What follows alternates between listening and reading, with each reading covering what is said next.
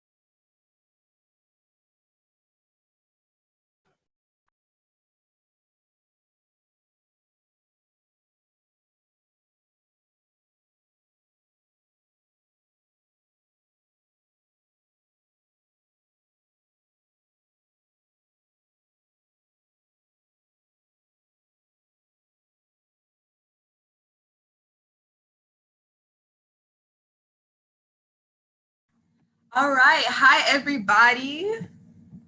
How are you all doing, FAMU 25? Hope you all are doing great today. We're glad to have you here for the first Acceptance Day event. Yes, we're so excited to have you join us today.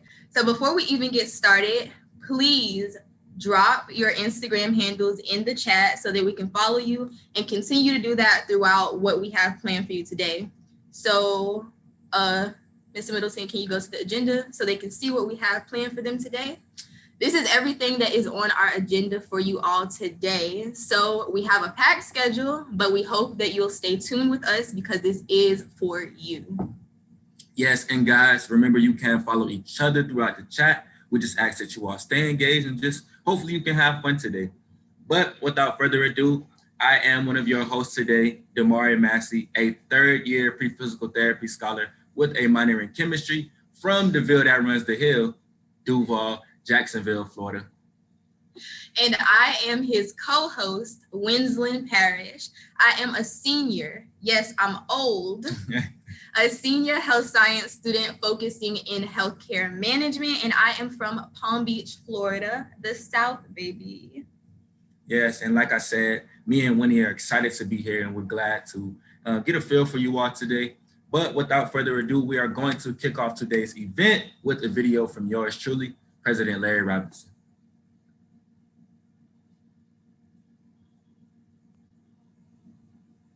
Welcome to FAMU. We're excited to have you join us on one of the highest of 7 hills in Tallahassee. Your choice to attend FAMU will have a significant impact on you and your family for generations to come. In deciding to become a Rattler, you join a rich tradition of distinguished alumni like Atlanta Mayor Keisha Lance Bottoms, ABC News President Kim Godwin, Converse Chief Executive Officer G. Scott Uzel, movie mogul Will Packer, actress Anika Nani Rose, Microsoft's Chairman of the Board John W. Thompson, and so many more. Wherever it is you want to go, you can get there from FAMU. So welcome to the Hill and let's go Rattlers.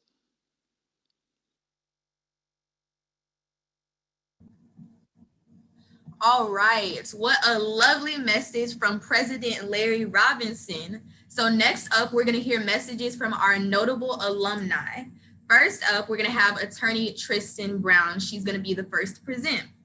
So Attorney Tristan Brown is actually a recent FAMU graduate, as well as Georgetown U Law School graduate, and a former GWG scholar, as well as 90.5 radio personality and presidential ambassador. Shout out to the PAs.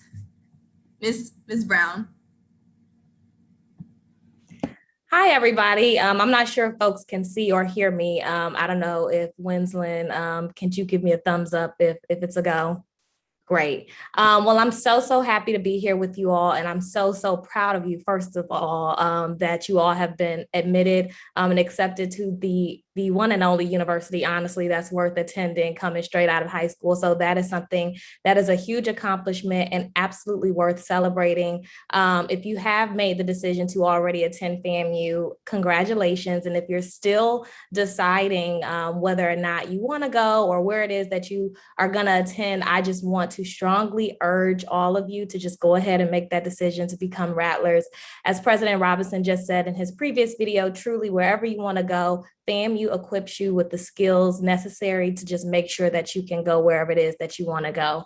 I don't know if I did my FAMU greeting, but I am Tristan Brown, an alumna of the School of Journalism and Graphic Communication, where I received my bachelor's degree in public relations. So shout out to J School. And as Winsland stated, after graduating from FAMU, I attended Georgetown Law, where I received my law degree. I practiced civil rights litigation for a little bit at the Washington Lawyers Committee for Civil Rights, and now I'm the policy director at the People's Parity Project. And I hail from the city that needs no adjective, Miami, Florida, even though I currently reside in Washington, D.C.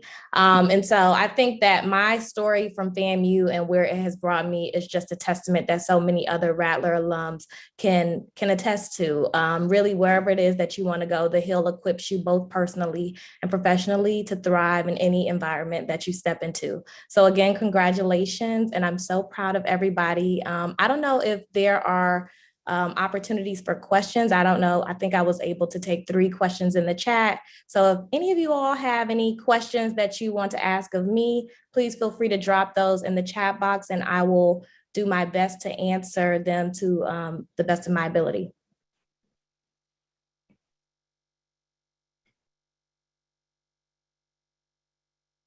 My favorite student media. I think that is a great question. I was in J School, as I stated. I was a 90.5 radio personality, and I was the weather anchor during my time at FAMU for SJGC's FAMU TV 20. So I think I am a little biased and I will go ahead and say the radio. I think radio can be seen kind of as like a dying media outlet now that we have digital streaming services, but it's something about just being able to connect to listeners just really with your voice that was really fun for me. And you just kind of have the autonomy to play whatever music it is and just kind of curate the vibes that you want your listeners to have. And so I think that that would be my answer to that question.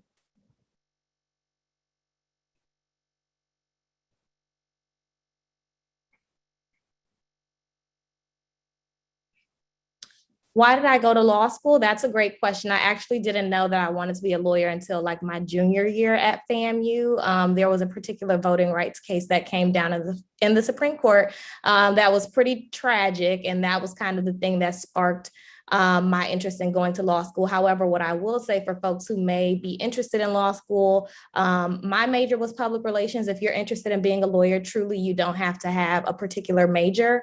So that shouldn't prohibit you from dabbling in other things that you may be interested in. And just with public relations and journalism, generally, a lot of those skills were very transferable to an area like law for me, particularly the research and writing piece. And so I think I made the right decision, and I've enjoyed my career thus far as a lawyer. What made me want to go to FAMU? I mean, it's FAMU, so I'll just start by saying that. But the thing that made me go to FAMU, I was honestly deciding between a few schools, as a lot of you may be doing right now. And FAMU, especially with the presidential ambassadors, which is something I eventually became when I attended FAMU, they do this tour like around at least the state of Florida, and they came to Miami Carroll City High School.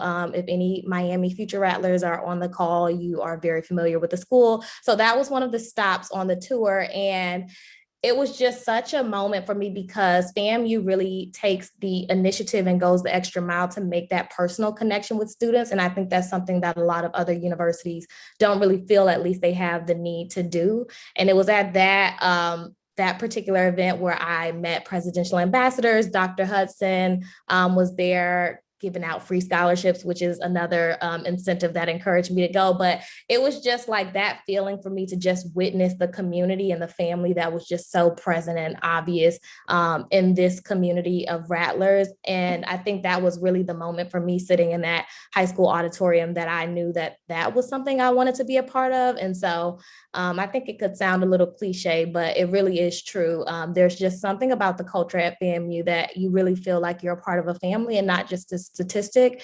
And so that was the thing that made me decide to go ahead and attend FAMU. And it was, like I said, one of the best decisions I've made, and I don't regret it at all. I think that was my limit for questions. So again, congratulations to you all, and please, please, please go to FAMU. We're gonna actually, Ms. Brown, we're gonna let you answer that question. Now we're gonna enter our Q&A section of this portion of this segment. So you can go ahead and answer the what did you like most about attending FAMU? What did I like most about attending FAMU? I think it's a little difficult for me to just choose one thing. I think both the academic rigor, especially within the journalism school, and just having that access to such brilliant professors and practitioners within that industry was something that I just really, really enjoyed. And I tried to take advantage of as most as I could. But obviously, FAMU just has a culture in terms of socially that is fun. Obviously you are expected to be responsible, but there are always so many different opportunities to take advantage of personal and professional opportunities to just fellowship with each other. And so there was always something, whether it was from orientation to just so many other moments that I really enjoyed about attending FAMU. I hope that answers everyone's questions.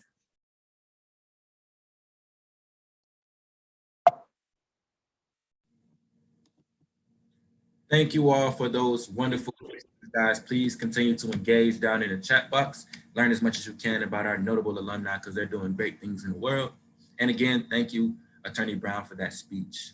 Next, we are going to hear from Mr. Terrell Whitley. He is actually a film producer as well as an entrepreneur. Also, he is the visionary media executive for Liquid Soul. So, Mr. Terrell Whitley, the floor is yours. Indeed, indeed. Thank you so much for allowing me to be here today. I'm so very pleased. I am, again, Terrell Whitley. I'm a graduate, an SBI accounting major graduate, hailing from Milwaukee, Wisconsin, and now living in Atlanta, Georgia. Want to do a couple quick shouts out to Dakari Williams. I see you out there coming from Macon, as well as Ramon Alexander. Good to see you, sir. And some of my fellow FAMUans. It's so good to be on the line. And I want to thank Carmen Cummings for asking me to participate and join. And for all of you that have decided to make this wonderful decision to attend the FAMU, I just want you to know you just made one of the best decisions in your life. And I want you to know it, believe it, hold on to it, harness that and leverage and use it. And then I'm furthermore glad to know that the university has set up this acceptance day virtually for you guys to connect, to meet, to look and find out who each others are, follow each other on Instagram and TikTok and Twitter, connect, use this opportunity. These next few years are going to be some of the greatest years of your lives. And this is the moment where you get a chance to build your internal network of friends and what we call family that will take you so very far in life. I'm blessed that today I work with so many rattlers across the country with my different clients. And when I'm working on films, I get the chance to engage with rattlers at every stage of the process. And, we have our own kind of little mafia thing where we take over. We don't come into a place just to be there. We take over spaces. So we take over film and television. We take over marketing. We take over politics. We go in music, we take over. And this new crop of rattlers that are coming to the Hill, we have high expectations that you guys are going to go out and consume all levels of industry and entrepreneurship and political landscapes and do greater, bigger things than many of us. And so I'm so very pleased that as a member, not only as an alumni, but a member of our University Advancement Foundation, also a big supporter of SBI and athletics, that I'm able to talk to you all now and connect with you at this moment. Even before you get to the campus, before you get to the Hill, this is your opportunity to begin connecting with people and building your network. My daughter is, she's gonna be a sophomore on campus. Look out for Kennedy Whitley. When you get down to Tallahassee, you can connect with me via Instagram. I'm not on TikTok yet, just not there yet. And find a way to stay involved. Never be afraid to reach out to another rattler. That is your network. You own it. By being admitted into that campus, you gotta own it, use it, leverage it. It is your advantage. I have hired several rattlers, and I'm proud that I'm able to help them matriculate and grow their careers. And so I hope as you guys go into the campus and go into having fun and learning and engaging and excelling, that you also begin to leverage us and reach out to other rattlers that are industry and say, hey, I'm a rattler and I'm reaching out to learn, to engage. I'm looking for an internship, a job, an opportunity, or just a listening ear of advice. So I'm so very pleased again to be here. I'm glad that I made the decision coming all the way from Milwaukee, Wisconsin.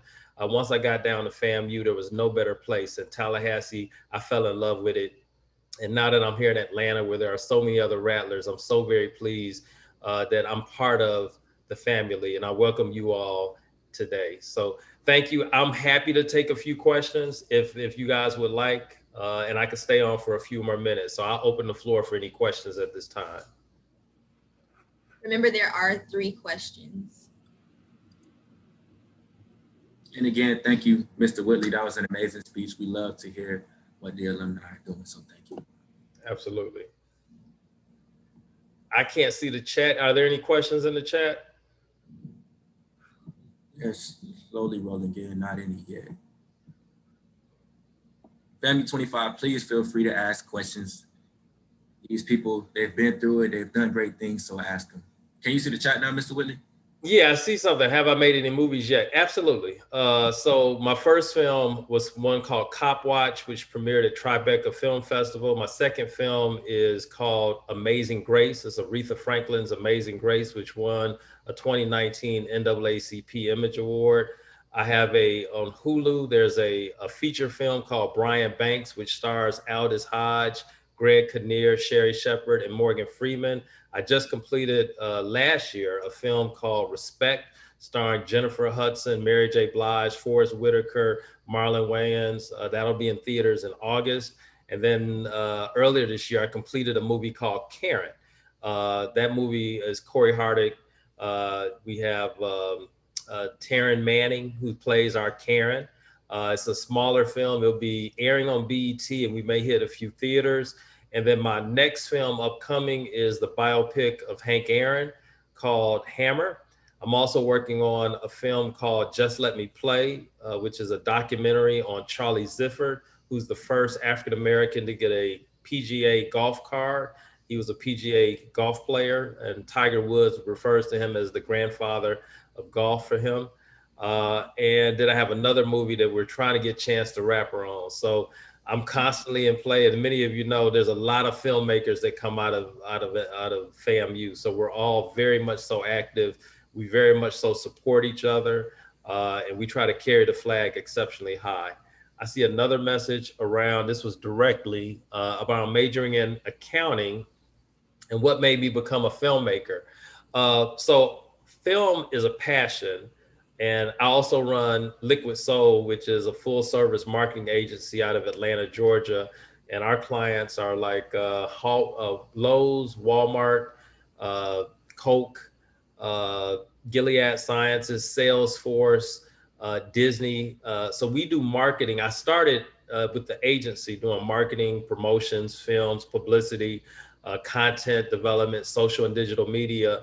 And Tyler Perry, it's an interesting question. Tyler Perry, who's one of our clients in TPS, he was the one that said, you know what, Terrell, you sold a lot of movies. As a matter of fact, I've done marketing for 30 #1 films, 5 Academy films, and then 150 other films that have grossed $3 billion at the box office. So if you've seen A Girl's Trip, Black Panther, if you watched Empire, Power, or Blackish, we launched all of those TV shows. And Tyler was the one that said, Terrell, you need to start producing your own movies. So he's the one that convinced me to move from starting from my business side of marketing and where I leverage my accounting over to filmmaking. And then I see a final question. Did you always know that this is what you wanted to do? Not quite. I knew that I wanted to be in business and an entrepreneur. As a matter of fact, while in Tallahassee as a student at FAMU, I actually started 2 businesses. I had a graphic design company that did graphic design for minor league baseball, which was very successful. And also back in 1996, I started a web development company and we created websites. So I always knew that I had an energy to be an entrepreneur, and that's kind of my space. That's part of my fabric. I did not know that I was going to be, running a marketing agency, nor did I think that I was going to go into filmmaking. But interesting enough, while I was on campus, there was a gentleman named Rob Hardy, who now is one of the directors for the Power family series. So I think he's doing Power Book 2 and Power Book 3. Rob shot a movie on campus called Chocolate City. And so many of us, Will Packer, Rashawn Ali, tons of us were all involved in that movie, including myself. As a matter of fact, we created the logo for Rainforest Films as well as for Chocolate City and the poster. And so many of us got interested in filmmaking, and it was birthed from the love and interest and passion of Rob Hardy that so many of us got involved in it, in entertainment that deeply. So I didn't always know that that's what I wanted to do, but God found a way. He created a path. And again, it was all part of the family. It was what we did as students on the campus of Florida A&M University. We didn't reach outside of our walls. We didn't go other places. We leaned on each other, and ultimately we were able to create our own magic, which now has led to many folks being in different careers within entertainment. And then I'll take this final one if it's okay with our host. It says, did the major of business help you with your filmmaking? Absolutely. I'm currently in strategy sessions with my chief strategy officer and finance partner. So I'm constantly, as a business major and as an accounting major, I'm always looking at how to execute profitable business. I'm not necessarily what they call a creative producer. I'm what they call a deal maker. So I'm the one that goes and I green light films. I find money, I bring actors, I package projects. When I show up to the set, I'm just the boss. I don't necessarily have to tell people what to do. I put everything together. I orchestrated the entire deal. So I'm a deal making producer, which a lot of that comes out of understanding business. And for me, the core and heart of business is accounting. I believe finance and marketing and all business administration, those things connect to it. Accounting gave me what I felt to be a very strong foundation to understand my debits, my credits, my income statements, my balance sheets, and ultimately how to make money, keep money, save money. And some people say just be rich. So that's that did help me in that capacity. So I think that's my final question, but I definitely want to thank you all for having me today. It's good to see so many familiar faces and names, and I wish you all the very best. And again, when you show up to campus, connect with us in advance, because we're all coming to homecoming. God willing, that we're vaccinated, and I hope you all get vaccinated as well. We plan on showing up in force this fall, and that becomes a great opportunity for you all to connect with us as well. So I look forward to seeing you all, connecting with you all via social, and seeing your great success as FAMUans. Thank you so much, Mr. Whitley. We love to hear it. We just want to thank you for the time. And Family 25, we thank you for those questions. Continue to ask them in the chat. Next, we're going to move on to Lieutenant Commander Ronnie Beasley. Lieutenant Ronnie Beasley is a Lieutenant Judge Advocate for the General Court and is a part of the United States Navy.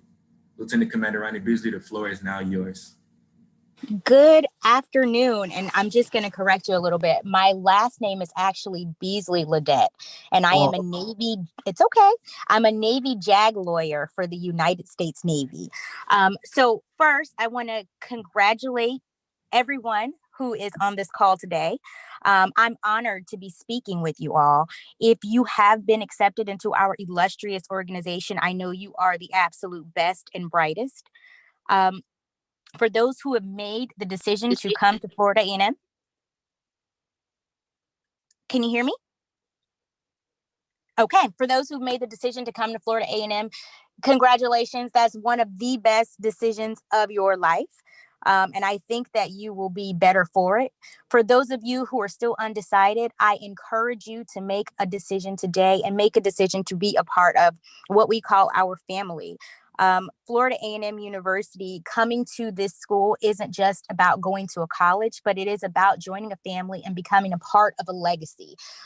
Interestingly enough, my brother was supposed to be on here with me today, tag teaming this, and we were supposed to kind of talk about legacy because we are my parents' legacy. My parents went to FAMU. And interestingly enough, we both went to FAMU. We both majored in, I was a journalism major and he was a pharmacy major. We both kind of did things a little bit non-traditional and both ended up in the United States Navy. So he's a pharmacist in the Navy. I'm a lawyer in the Navy. I say all that to say, to kind of piggyback off of what the president said in the beginning, wherever you want to go, you can get there from FAMU. My education at FAMU equipped me with skills that I need to go to law school, that I needed to, work in private practice law firms, that I needed to be on ships and advise and tell commanders what they can and cannot do legally. I say all this to you because there's sometimes a stigma about HBCUs, and I want you all to know that going to an HBCU was by far one of the best decisions I made in my life. I made some of my best friends through being involved in journalism. I was a public relations major as well. I was involved in PRSSA. I was, while at FAMU, initiated into the Beta Alpha chapter of Alpha Kappa Alpha Sorority Incorporated. So some of my best friends are, still my line sisters, or my line sisters are some of my best friends. I will tell you that coming to FAMU is a decision that you won't regret. Our alumni network is strong, one of the strongest. I can go just about anywhere and ask for a FAMU grad or need a connect or a favor, and someone is there.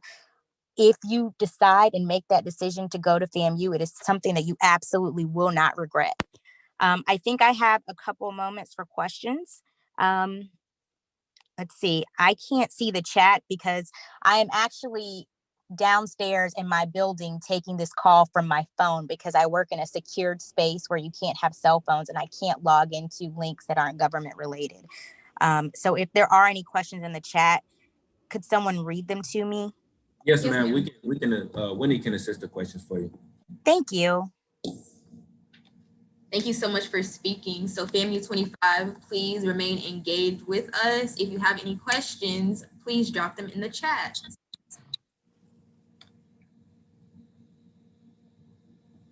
Okay, your first question, Ms. Beasley, is what is the best advice you would give a student interested in becoming a lawyer?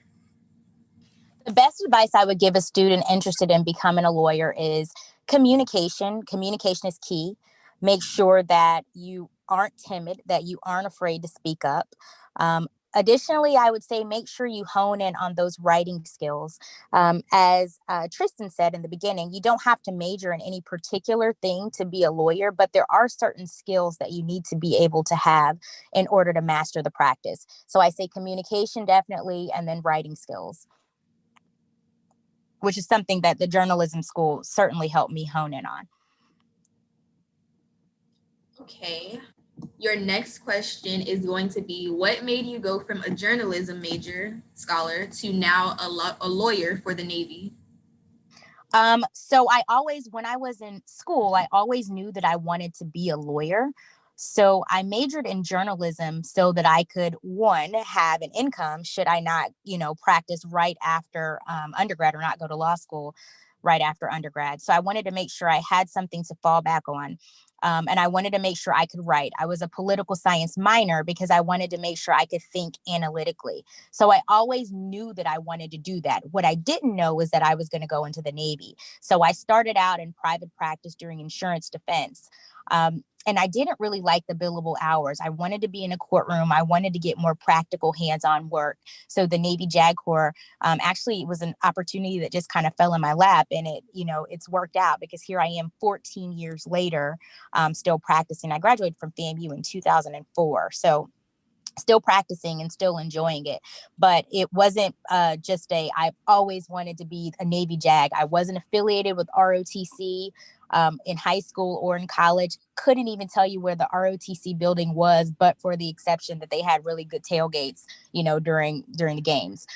So if that is a path that you guys are willing to or interested in pursuing, I unfortunately am not really big on social media, but I am on Facebook. It's Ronnie Beasley Ledette. Please, shoot me a message on Facebook, and I'm happy to talk to you about it if that is an avenue that you're interested in. Thank you so much. And your last question is going to be, so someone said, you said your brother was a pharmacist. Does he enjoy it? And how long did it take for him to get that degree, if you know? Yes. So my brother is a pharmacist now. I imagine enjoys it. He went to FAMU as well. He was in the pharmacy program, which is 6 years. He graduated, so 2007 to 8, 9, 10, 11, 12, 13. So probably graduated in 2012. From that point, he did the traditional pharmacist stuff. I think he worked at Walgreens for a little bit. Then he worked at a private pharmacy, and now he is in the United States Navy. He is a pharmacist at a hospital on a naval base, and he does seem to enjoy it quite a bit. Thank you so much, Lieutenant Commander Beas. Sorry for the mispronunciation in the beginning. It is okay. It is confusing. Yes, ma'am. We're glad that we could hear from you. And FAMU 25, thank you again for the questions in the chat. Next, we are going to move on to Dr. Lauren Mclendon. Dr. Mcclendon is a recent graduate of FAMU as well as Indiana University's medical school program. She is a fellow at the Florida Mayo Clinic and a former DSA scholar. Mcclendon, the floor is yours. Thank you for the lovely introduction and for inviting me here today. I'm just going to apologize ahead of time. I am on call in the hospital, so if you hear any background noises, please excuse them. So I'm Dr. Lauren Mclendon. I am a current child neurology resident at Mayo Clinic, Florida, and Nemours Children's Specialty Care. And honestly, FAMU was not on my radar when I was applying to undergrad. I knew I wanted to go to a HBCU after going to a predominantly white high school in Jacksonville, Florida. So I was looking at Howard and Spelman and had received scholarships from them. But as Attorney Brown stated before, FAMU came to Jacksonville as a part of their recruitment tour. So I saw the FAMU connection, the band was there, the presidential ambassadors, and just the passion and the energy that was in that place during that time got me excited, like I had never felt about any other school before. On top of that, I got what was then called the Life Gets Better Scholarship, which was a full ride to the university. And so from that point on, I just knew that FAMU was the place for me. And sorry about that. If I could just get half of the energy that the alumni who came out there had, then I would have the best foundation for my future career in medicine. During my time at FAMU, there was a professor who quoted Rumi, a Persian philosopher, who said, if you speak a new language, you'll see a new world. And during my time at FAMU, they showed me an entirely new world. Sorry about that, guys. And they prepared me for the rigors of medicine and entering the medical field and also communicating with people in general. And so for that, I am truly grateful. I'll take some questions before I have to go. Remember, FAMU 25, you are allowed 3 questions for our guest.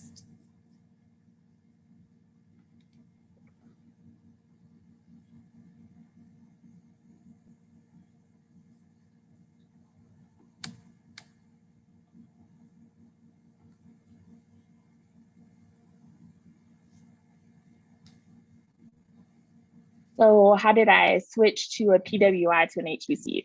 So I went to Stanton College Prep School in Jacksonville, Florida, which was a predominantly white institution. I was in the International Baccalaureate program and one of only 5 in that program. And so when thinking about college, I didn't want to be the only Black person going into college, which is a time where you have to figure out who you are as a person and who you're going to be as an adult in this world. I wanted to do that without the confines of being the model minority or the only Black person that my professors and other students would see. So HBCUs were always on my radar from that point. I did get into PWIs and scholarships from them, but I didn't really want to go. So I knew I wanted to go to an HBCU, and I'm from a family of Wildcats. My aunts, uncles, mom, they all went to BCU. So the fact that I chose FAMU over BCU just tells you how great of a school and how much of an impression that it made upon me. Let's see, while going through the program, what hardships did I have? So I would say my biggest hardship came with friends. So as you know, a lot of students from Jacksonville go up to FAMU. It's a pretty popular place here in Duval. And the people you start with aren't always the people that you end up with or that you make lifelong friendships with. So for me, I knew I wanted to go to medical school. I knew I wanted to be a doctor. And some of my friends didn't have the same work ethic and study habits that I had. So for me, I just had to realize that some people stay in your life for a season, and that season was over, and I just found new people who shared the same goals and passion and direction that I was going in. And I've made other lifelong friends at FAMU. And I think my third one is, you said you're a child neurologist. Is that difficult? Is it stressful? I would say it's a double-edged sword. So as a child neurologist, I see pediatric patients with neurological diseases, from benign things like headaches and migraines all the way to kids with devastating developmental disorders who will never grow up to be typical kids. And I can tell you there's joys in that, and there's hardships, but the gift that I've been able to give families is to walk with them through those difficult times and to show them how to navigate the healthcare system, to be an advocate for them, and sometimes to help them see their child get better.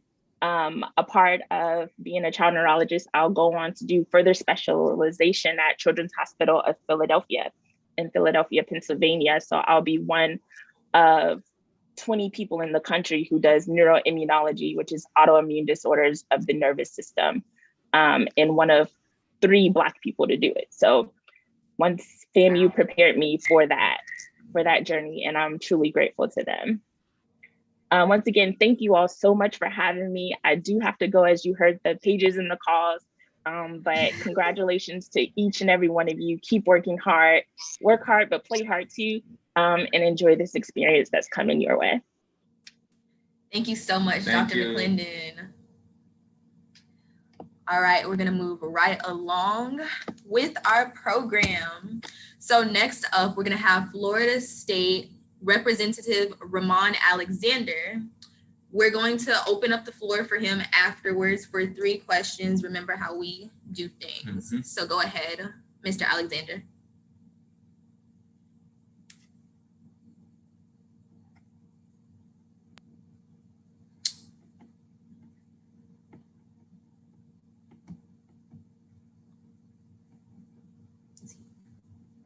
Mr. Alexander, are you on?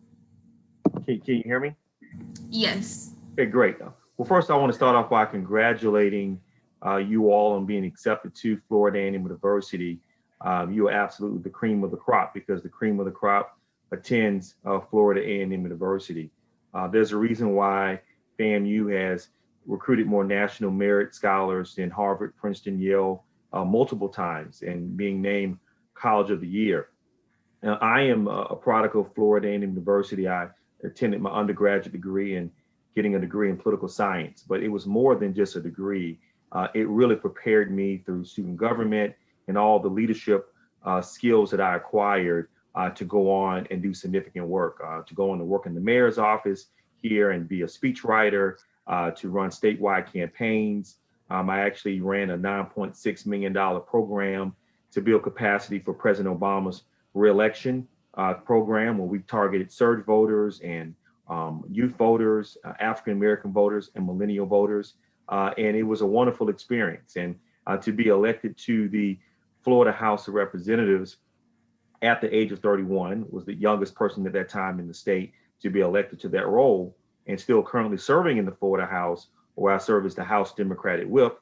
And what that position is the third ranking member in the House Democratic Caucus. I'm pretty much the dean of students, the disciplinarian, to make sure our caucus, they stay on track and they stay focused. There are 120 members of the Florida House of Representatives, and I have the opportunity to represent hundreds of thousands of people in the Florida legislature every single day. I actually represent FAMU in the Florida House of Representatives. I represent Gaston County, which is a western county to Leon County, and I'm a product of this area. I recently was elected the incoming leader of the state Democratic Caucus, the first person to be elected to that position, either Democrat or Republican, in this area since 1974. And what that allows me to do is to have a statewide platform, to interact with leaders throughout the state, Miami, Orlando, Fort Lauderdale, and to really put our best foot forward representing our issues, but more importantly, representing Florida A&M University in the legislature. I am a former student body president. When I started out in student government, I was elected as a freshman senator. I won freshman senator of the year and won senator of the year as a freshman. That's only happened 2 times in the history of the school, to be senator of the year and freshman senator of the year. Also was Senate president and went on to serve as student body president and a member of the FAMU Board of Trustees my last year in college. Those experiences, I have to tell you, truly prepared me for the things I'm doing today. People often ask me, you know, you're only in your 30s and how are you able to do so much? Well, iron sharpens iron. And if it wasn't for that nucleus of support, all of the resources that Florida A&M University provided me, there's no way I would be in the current situation that I'm in today. But more importantly, I met my wife at FAMU. We have 2 beautiful kids. We have a 3-year-old and a 1-year-old. My wife majored in pharmacy, and she was the starting point guard on the women's basketball team. And she also played Delta at FAMU. So I got lucky in spite of myself. And of course, I pledged Alpha at FAMU, and Brother Whitley's an Alpha as well. And I see our host as well as a new initiative, the Bay New Chapter Alpha Fraternity Incorporated. And those experiences were significant. We just did a call with my line brothers 2 nights ago, and there are 14 of us. And we have 4 lawyers, we have 2 medical doctors, we have someone with a PhD in chemistry from the University of Florida, and everyone has advanced degrees and they're all doing phenomenal things. And we also have a high school principal in Orlando who's on my line. And so when I tell you the network is real, I have friends in my network that have left FAMU and gone on to get law degrees from Harvard, Princeton, Stanford, Berkeley, business degrees, gone on to work for major Fortune 500 companies. And they have this network that you can reach out to individuals. There's no place like Florida A&M University. It's a game changer. I want to congratulate you. And if you take full advantage of the resources that are here at FAMU, you're going to look back 10 or 15 years from now and say, my goodness gracious, this was the best decision I've ever made. So I'll be glad to take any questions that you have. And I was trying to talk as fast as possible to stay within the 5-minute time frame. Thank you, Mr. Alexander. Yes, you actually have some questions in the chat box right now. There's like 5 of them. Wow. Okay. Let me see if I can locate them. Let's see here. If you want me to read them to you, I can do Yeah, that. if you read them, that would be helpful. Okay. So your first question is going to be, how did you become a representative? Great question. Well, personally, when I got to college, I had no intent after doing some things in politics to actually run for office. But I started a nonprofit out of college called Distinguished Young Gentlemen, where we work with young people, primarily young African-American males, middle school through high school, and started providing services, academic tutoring, support services, mental health services. And I got really engaged in my community. You cannot teach what you do not know, and you cannot lead where you do not go. And I started seeing many of the challenges that people face every single day. We have a lot of single mothers that have sons in our program working 2 or 3 jobs. And through that experience, it compelled me that I could actually impact their quality of life and fight for my university and fight for policy changes, fight for criminal justice changes. I'll give you a classic example. I saw so many young people getting caught up in the system. In the state of Florida, we had the lowest felony threshold in the United States. Our felony threshold was only $300. Our felony threshold had not been increased since 1986. The average felony threshold in the southeastern United States was $1,400. That meant in the state of Florida, if a kid or a juvenile stole a cell phone, and stealing is wrong, they could get charged with a felony. And a felony has an impact on future mobility, jobs, opportunities, being able to vote. And we're not going to mass incarcerate ourselves out of that situation. Well, I had kids going into the system. I had families being impacted by that. So that really compelled me to want to get involved, to make a difference, to serve my community. It's a great question. Thank you for that answer. That was amazing. So your next question is going to be, you mentioned that you were in student government at FAMU. Do you have any advice for students interested in SGA? Well, I think don't get caught up in the titles and the position. You don't have to necessarily run your freshman year to have the pathway to be a student body president. I was always more the reserved, behind the scenes person. And I know fake when I see fake. And so for me, it naturally kind of organically happened. Some folks came to me and said, "Hey, Ramon, we know you were involved in student government in high school, and this is a great opportunity for you. It's a great opportunity to network." And at first I said no, but once I committed myself to it and I got involved with it, I tried to be the best version of myself. And I think if you focus on the work and the product and not trying to be popular and be all up in everyone's face, you will have success and you will have greater respect in that process. You will be amazed. You think people aren't paying attention, they aren't noticing. I remember my sophomore, junior year, they would try to get me to host these freshman events, and I just didn't feel comfortable with it and get on stage and dance and do all to try to get attention. And I said, that wasn't me. And I said, you know what, I'm just going to be myself. So my advice to you is to be yourself, be a serious person, have a vision, have a plan of action, and don't make it a popularity contest. And if you do that, you will raise the bar and raise the standard of what students are actually looking for. And then the students that come behind you, the standard will be so high that they won't get caught up in the popularity of it as well. Yes, I agree with Mr. Alexander. Being authentic is the way to go. Just be yourself, Absolutely. My personal motto is no lights, no cameras, just action. So I've always been that way. I'm not a self-promoter. I do stuff all the time. I don't put it on social media. I may buy a kid a suit. I'm not going to be up there, "Hey, I bought this kid a suit," or right, "I did this." And I had a situation where it was the night of my inauguration as student body president. And we had an incident in one of the older dorms that no longer is existent. It actually was knocked down. And we had a little water come out, and I left the actual event in my tuxedo, went over to the dorm, Mcclendon dorm, and some of the girls got some of their stuff wet. So we filed an incident report, and I promised them that they would get all their stuff back. And all the girls ended up getting all their stuff back, ended up getting checks from the university.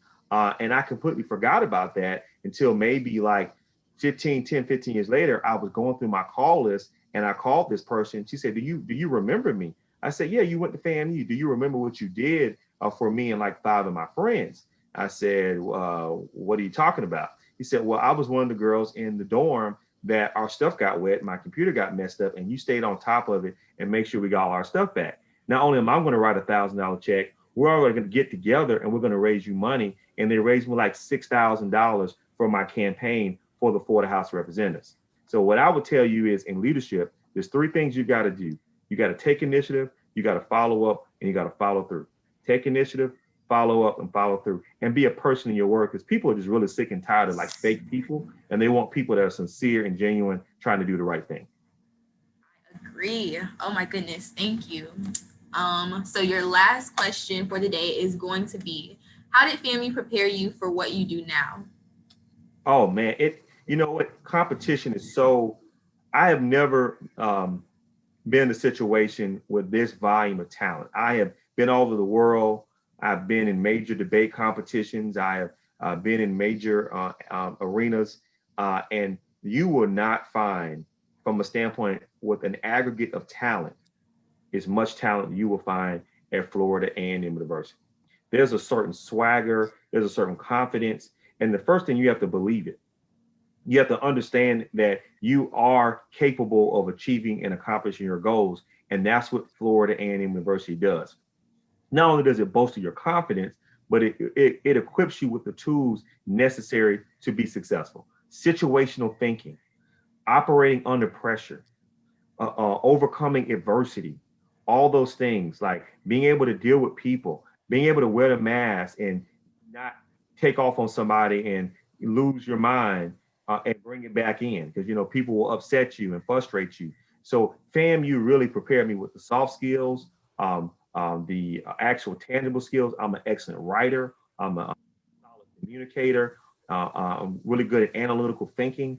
FAMU prepared me for that. I mean, I thought I was a top tier leader, because I said before, I pledged on the alpha line of 14. And I will honestly say, on my line of 14, there are probably 8 or 9 other guys that I think are more dynamic leaders than me. And the other 3 or 4, they're good. They're more passive, and they're more tangible, associated. But just from being a leader and being able to lead people and being visionary in scope, and so to be around that caliber of individual and to be able to grow in that type of environment, you're not going to find a place better than Florida A&M University. Yes. And I met my wife here, as I said before, and just to be around individuals, and that's really important. I think you've heard it from a few people. Like, I met my wife here. I'm trying to tell you, like, you end up in a situation like that, fam, you can truly be a blessing. Thank you so much, Representative Ronnie Alexander. It's always good to hear from you, brother. That was an inspiring speech, and thank you 25 for those engaging questions. Hopefully you all could take away some of the gems, because Mr. Alexander was dropping some gems if I was listening. But now we're going to move on and open the floor to the remaining 2 alumnus, which is Lieutenant Commander Beasley Ledette and Mr. Alexander. So if you have questions that didn't get addressed, or you just thought of your question, we're going to dedicate the next 5 minutes or so to just asking these questions. Okay, great. FAMU 25, remember to stay engaged. They're here just for you, just to speak to you. I see one question that says, how is joining?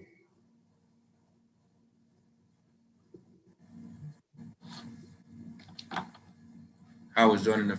Oh.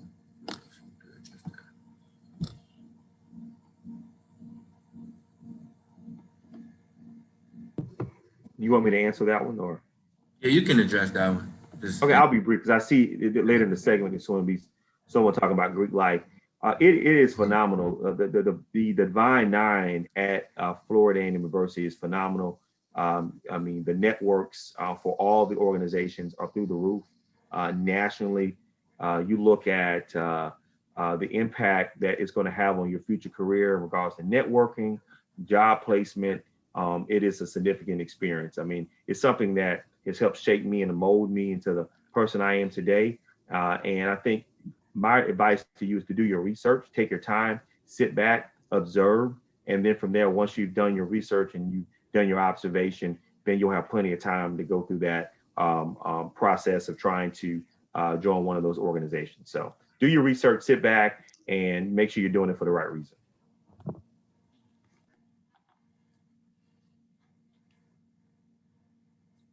February 25, as you all continue to spark up your questions, I just want to say, again, that was a touching speech, and you said a lot of great quotes, especially just speaking towards the leadership and the authenticity.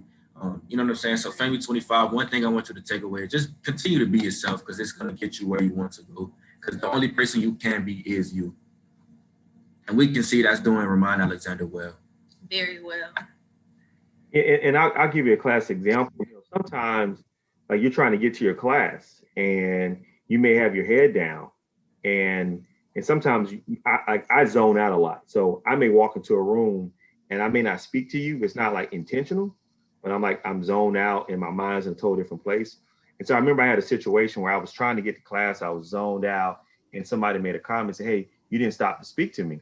And so I turned around and I was just honest with that, say, "Hey, I was zoned out. I didn't do it intentionally." And I think instead of me trying to be fake and trying to make up with the person, I say, "Hey, I probably was ignoring you. I was probably ignoring everything. I was zoned out trying to get to my class." And so, and guess what? I didn't change. I continue to be the same person. I think long as people know that you're consistent, and that's the most important thing, being consistent in who you are and not just trying to be in people's face just for the sake of being in their face, people will see that, and it will take you a long way, not just here at Florida A&M University, but as you matriculate and you go to the next phase of your life. Yeah. I think everybody zones out sometime, right? Yes, absolutely. There you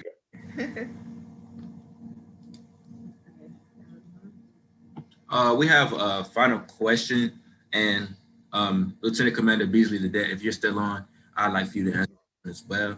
It says, how did you balance your workload and still finding time to enjoy college life?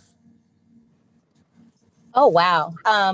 So for me, I think I just didn't sleep a whole lot. And I say that now because I sometimes am juggling a bunch of things with kids and family and husband and work. And I'm like, I'm just beat. Whereas in college, I was in a sorority. I was going to work. Actually, I worked 2 jobs. I made really good grades. I found time for extracurricular activities. I feel like I didn't miss a party. I didn't miss a football game or a classic. I just figured it out. And it really was a time for me to learn about time management.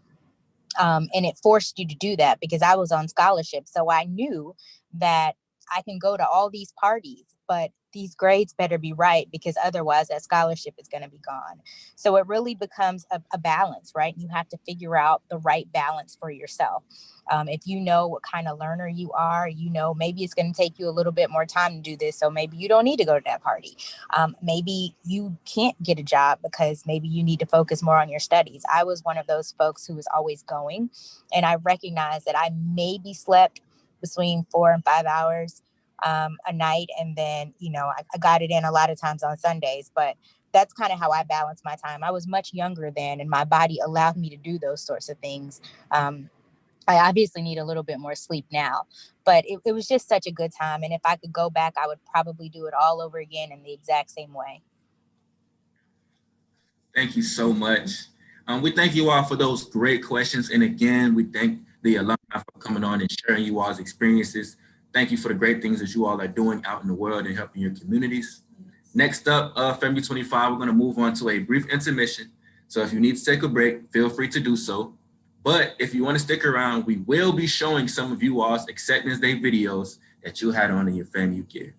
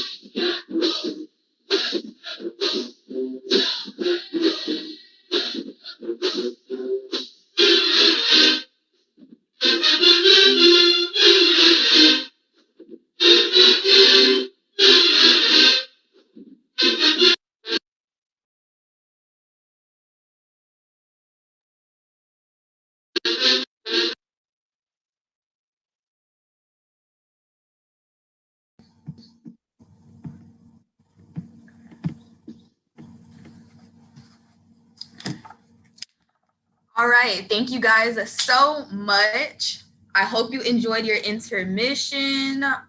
We are going to get started with the agenda again. So right now, we're going to have a video from the world-renowned, the baddest band in the land, the Marching 100. Go ahead, Mr. Middleton.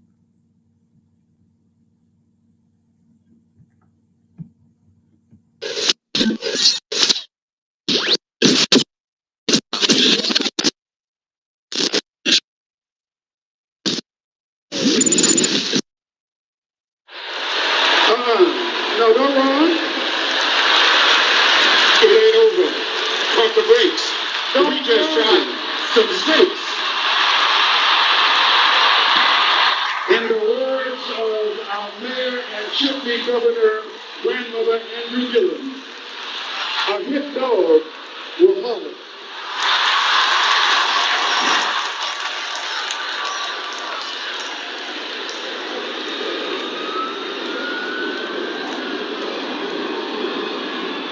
And now that the block band has finished with 3 letters only and a fight song. Good afternoon, ladies and gentlemen, from the highest of 7 hills. Please welcome what you have been waiting for, the most imitated band in the world. The magnificent, fantastic, fabulous Florida A&M University marching band, the band that the song Cookman wants to be.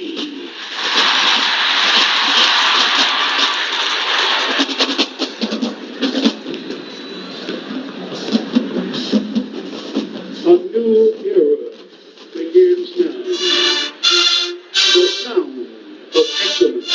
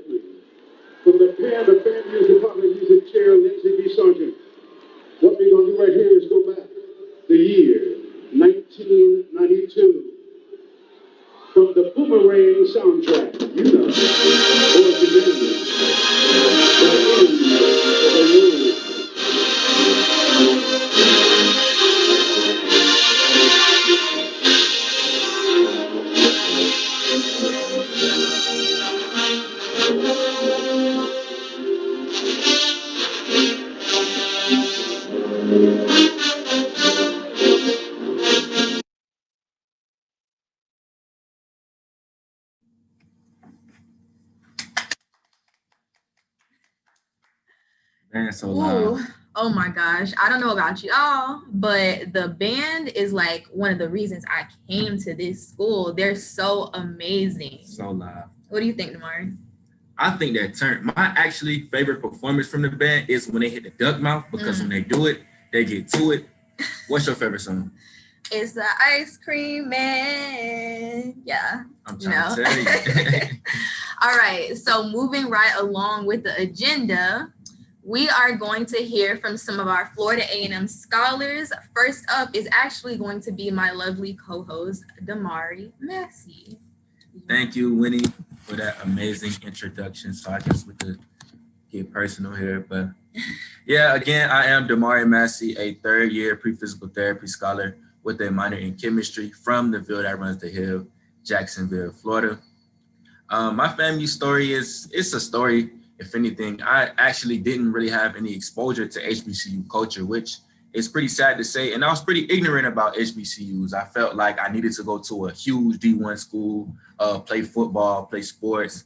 And I wasn't aware of how HBCUs operated in that culture. I actually was ignorant and I looked down on them for a time. And then I actually took a chance and I enrolled at FAMU, and I came to the spring preview, which unfortunately due to COVID, we couldn't have the following years, but the spring preview was amazing for me. And it really introduced me to FAMU's culture. And as soon as I stepped foot on campus, I fell in love instantly. And so when I arrived here for my freshman year, what I wanted to do was capitalize on my GPA. I wanted a strong GPA because if anything you take from me, guys, please have a strong GPA. It'll only help you out through your matriculation in college. So focus on your GPA. And I was able to get a high GPA, and I've maintained it since.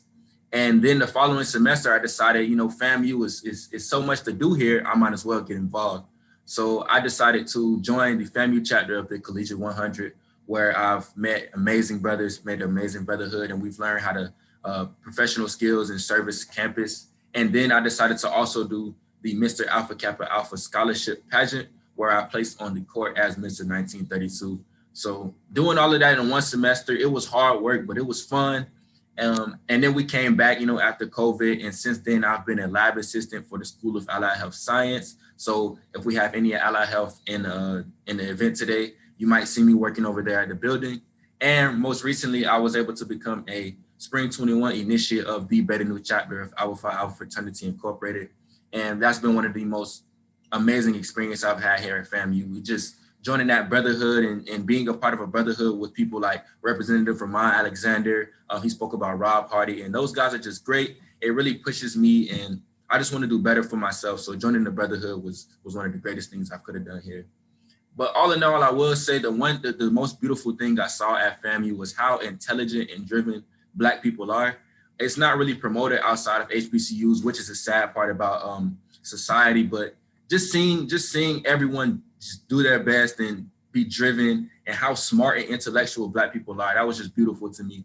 And one thing I will tell you, like Ramon said, you can be yourself at FAMU. You are cool being yourself. You don't have to put on the front or be a character, because there's a group of people for everyone.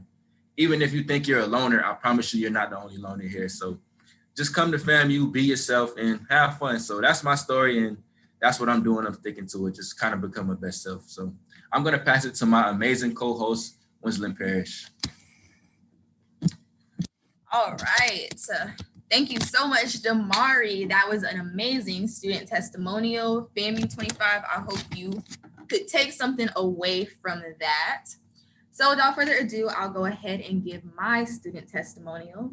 So like I said, I am a senior, so I am a little seasoned, experienced rattler. So before coming to FAMU, it actually was not in my top, not my top 5, not any of my choices at all.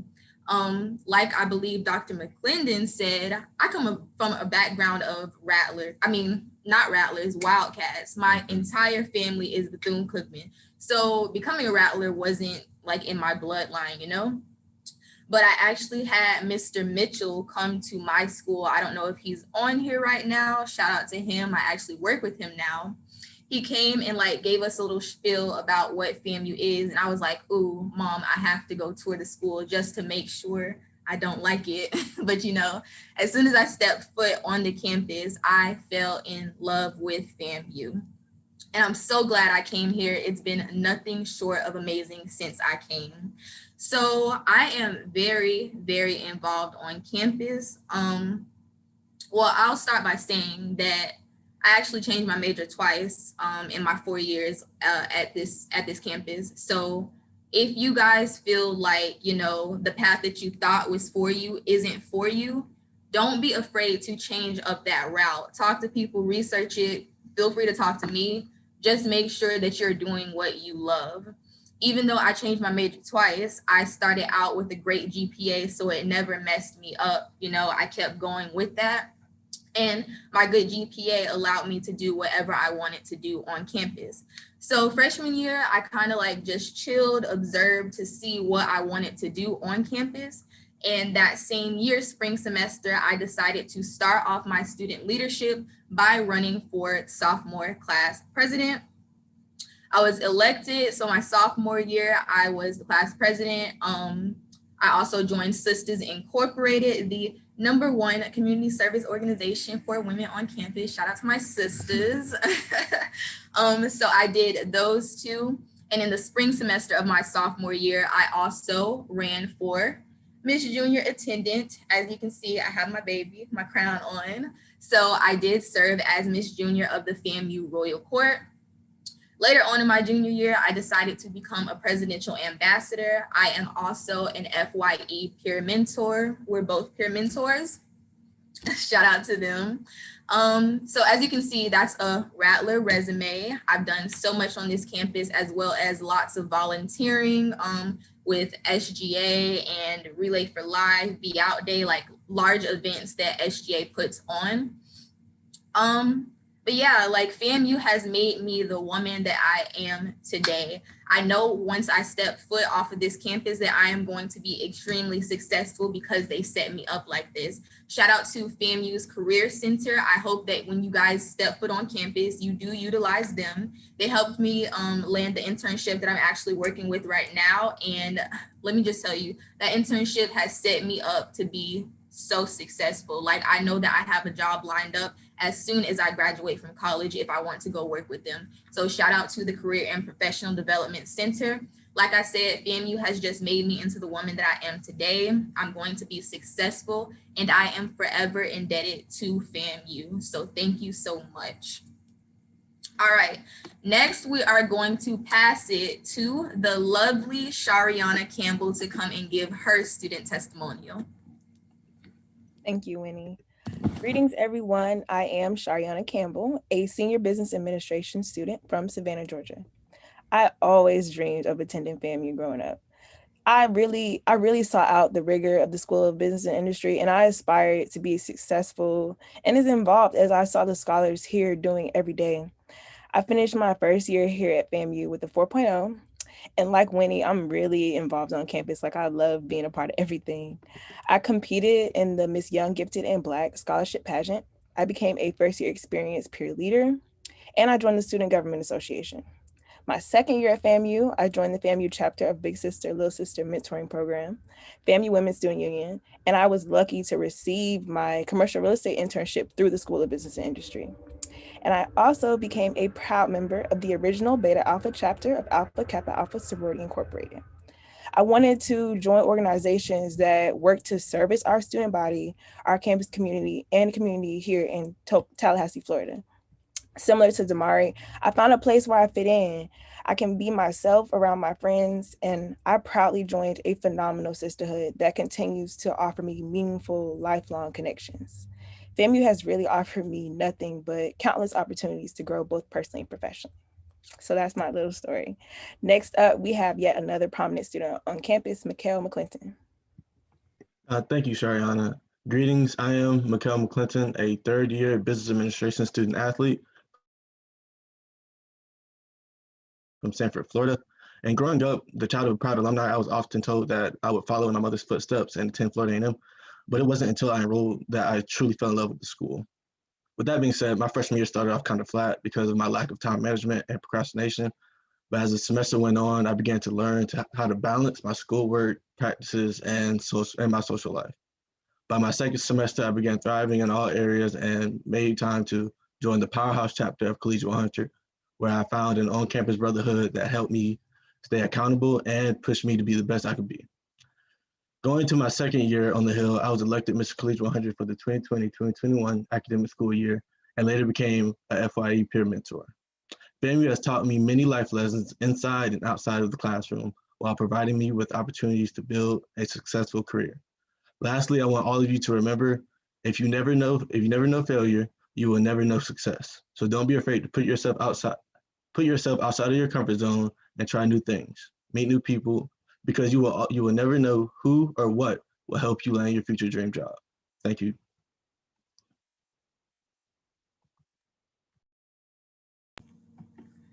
Thank you, Mikhail, and thank you, Shari. Those were very inspiring testimonials. And again, thank you, Winnie, for your story as well.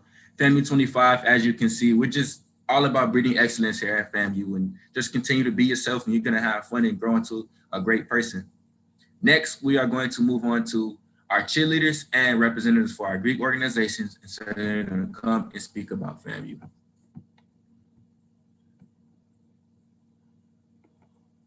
Cheerleaders, if you will, you all can have the floor first.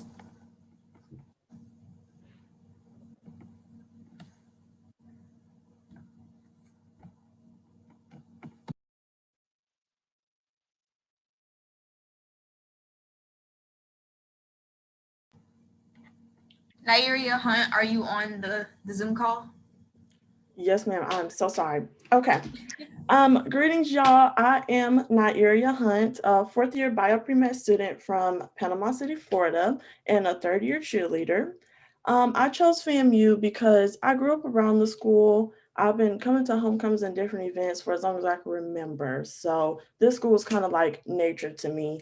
Also, my pastor and my first lady back home were Rattlers, so they encouraged everyone at the church to experience the Hill for ourselves, and I can definitely say it was easily the best decision I've made in my life so far. This school has definitely molded me into a better student, a better athlete, a better young woman overall. Every day, someone is going to push you to reach the goals that you want to make, and they're going to help you each and every step of the way. And I also chose to cheer because being on the field and the mat is just my happy place. And FAMU cheer is just that team, and it's forever trending. And it has definitely brought me out of my shell. And I can definitely say that I am grateful to be a part of a team and represent FAMU. Good afternoon, everybody. My name is Kayla Priester. I am a third-year broadcast journalism scholar hailing from St. Petersburg, Florida. Let's see, the reason why I chose FAMU is because growing up, I went to a predominantly white middle school, predominantly white high school. And at first my intentions were not to go to FAMU. I was going to go to a community college to stay closer to home. But around my junior year, I was involved in Jack and Jill of America, and I went to a conference for the Southern region. And at the end of the conference, like all the seniors say where they're going to college and stuff. And I noticed that most of them were saying how they wanted to go to HBCUs. So, and there are a whole bunch of successful Black educated people. So I went home and I did my research, and I wanted to be a journalism major. So I saw that FAMU had a great journalism program, and how I look up to Pam Oliver because she came from FAMU. That's like the career path I want to be a part of. So that's why I chose FAMU. And I am also a third-year cheerleader. And representing FAMU as a cheerleader is just so important for me. Cheerleading is one of the first organizations that I joined. And FAMU is like a family. I would say that I'm a social person, but I'm also very shy. Like once you know me and once you get to know me, that's when I sort of come out of my shell. And being a part of this school, it's really helped me to come out of my shell. And if you're nervous, FAMU 25, I would just have this advice. If you're nervous to make friends or anything, just know that there's somebody for everybody. Like FAMU is so diverse, so it'll be very easy for you to make friends and just not to worry about that. But thank you.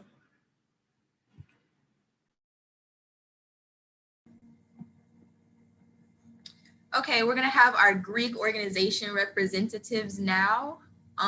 First up is going to be Kelsey Gilmore, then Marcus Thomas, then Carrington Wiggum.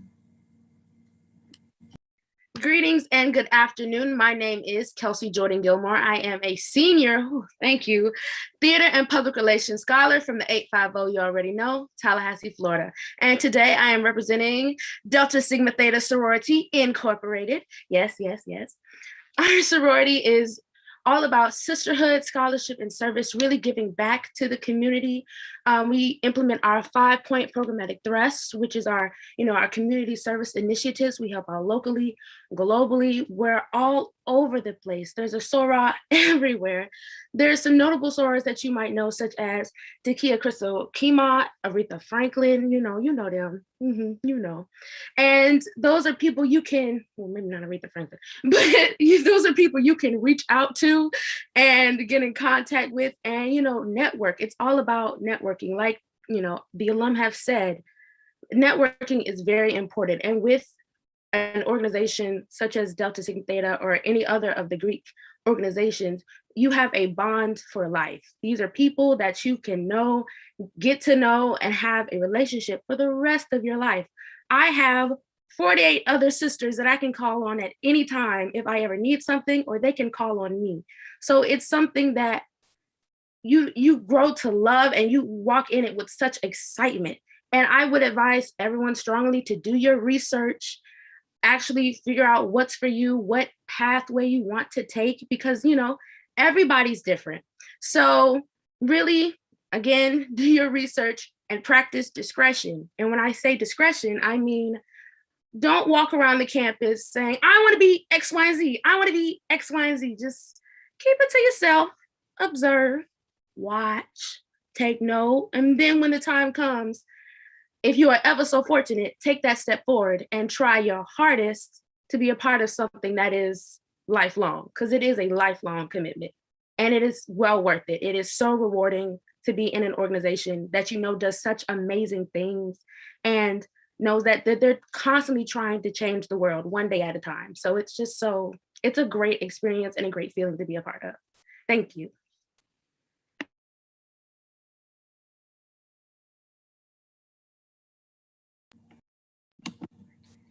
It's me? Yeah, go ahead, Marcus. All right. Greetings, everyone. I'm Marcus Thomas. I'm a third-year business administration student from Pensacola, Florida, and I serve as a student body vice president, and I am also a member of the Mighty Melodic Bloody Up Upsilon Psi chapter of Omega Psi Phi Fraternity Incorporated. Kelsey kind of got everything out of the way, but honestly, D9 at FAMU is like no other. What I can say is not only my chapter, but all of D9 at FAMU is the best chapters there are. Each side of Beta Alpha, Beta Nu, Upsilon Psi, Alpha Z, everybody, we really are them. Like, we are them. And I'm very grateful that I got the chance to pledge at FAMU. I knew from when I was a lamplighter in high school that I want to be a part of this fraternity, but I never thought that I would be grateful enough to be a part of this illustrious and great chapter. Honestly, the reason I guess I chose my fraternity is when I came to FAMU, or even before, like I said, I was a part of our mentoring organization, the Omega Lamplighters. And the motto of our fraternity is friendship is essential to the soul. So there is no other bond like I've seen in Omega Psi Phi. And I really just value the true friendship that I've seen since I've joined. Before I joined, I thought when I left the Lamplighters that my mentors would not talk to me again. Like, okay, that was just a high school thing. We helped them get through high school. When I tell you, when I came my freshman year, the same people when they came for homecoming, hey, Marcus, let us take you to the grocery store. Like, you need anything for your dorm. Let's help you through your matriculation through college, help you get scholarships. They helped me get over 5,000 scholarships coming into college. And they just really cared about who I was as a person and really trying to build a genuine friendship that lasts a lifetime. And honestly, Greek life, like I said, we're all about service. We're all about trying to help the community and give back and give what was done for us. So we all kind of have the same mission. We all just have our different purposes and what we try to do and what we believe. So like Kelsey said, and like everybody else, just make sure that you do your research, see what fits you best. But like I said, I love D9. I love my organization. I especially love my chapter. So yeah, make sure y'all, I'm very glad that y'all got the opportunity to come to FAMU. You will not regret it. You're going to love every minute of it. And don't hesitate to reach out. If you need anything, I'll drop my social media handle in the chat. And if y'all have any questions, hit me up anytime. Root to the good bros. Thank you, Marcus. Up next, we're going to have Ms. Wiggum. Hello, everybody. Happy Friday. I'm super happy to be here and talk with you guys. Just like to co-sign about what everybody else said. Just make sure what you do is for you, and that's just the best thing that you can do, so you know that you can benefit an organization the best way that you can. Everybody always brings different things to the table, so it's really very, very, very prudent that you bring what is best that you can bring. So let's say that you are more artistic, bring that, the creative side will will be very beneficial to an organization. If you are into like finances and things like that, bring that. Whatever special skill you have, hone into it so you can offer it. That's super important. So that's something that you can cater and include. Other than that, just make sure you do research. Super important. Do research, because if you don't research, you will never know what it's really like, or if it's something that you really agree with as well. And so just follow your heart, do your best, and make sure that you always have the right priorities as well. If you have good priorities, there's nothing or anyone that can stop you from doing what you want to do. So that's a little my tidbit. Everyone else had really great sentiments, so that's just my little bit.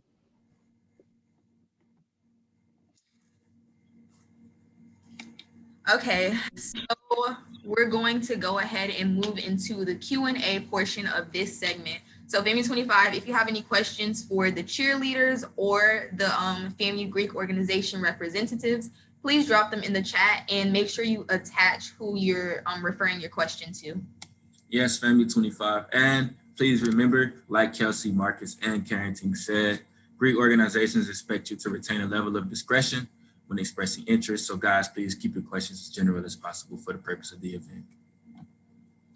So go ahead and drop your questions in the chat, and to our guest, I will direct them to you.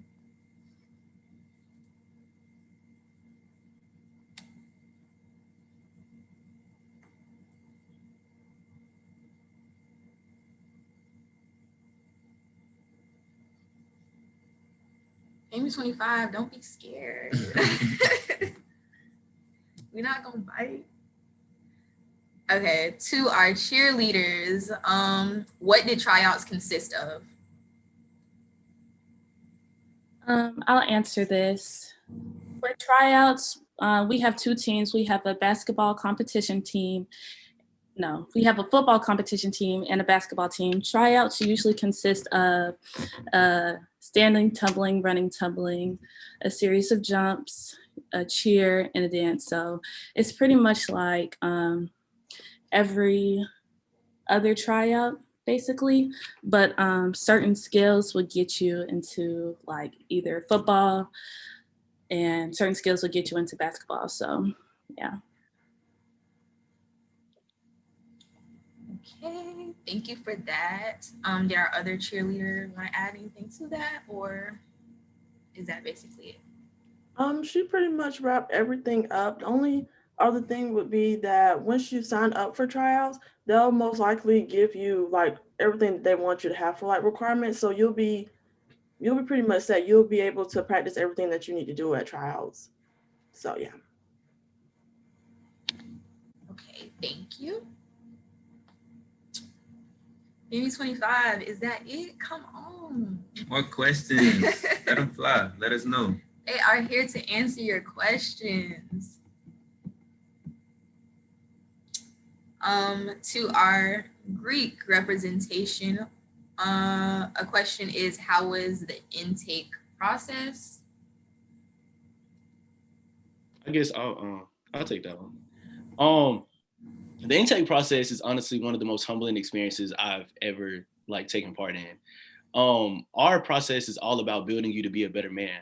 So, going through the process, it built me, and really it shows you a lot about yourself, shows you how far you can push yourself, how much you are willing to persevere. And, even having to really research into your organizations, and our organizations are built on so much. And when you really dig into the history, you found out stuff that you never knew. And I guess going through my intake process, I'm really interested in politics. What's up, bros? I see one of the bros on the camera. I seen stuff about, some of my founders truly believed in scholarship, and it really just pushed me wow, I really should push myself even harder. And we were founded by 3 students and a faculty advisor. So just seeing how they were able to persevere and get my fraternity started up is really interesting. So, and you really get close to the people that you know, are going through the intake process with. I have 25 line brothers. Some of them I've never even saw before we got to go through the intake process. And now I know I can call on them for anything, call them anytime, and they'll do anything in the world for me. So, yeah. I would say, like, of course, the intake process was extremely enjoyable and things like that, just getting to know what you're actually getting into. But I'm really big on like service and purpose, right? So I think that the intake process was all about just making sure that I'm learning how I keep saying this, but it's so important.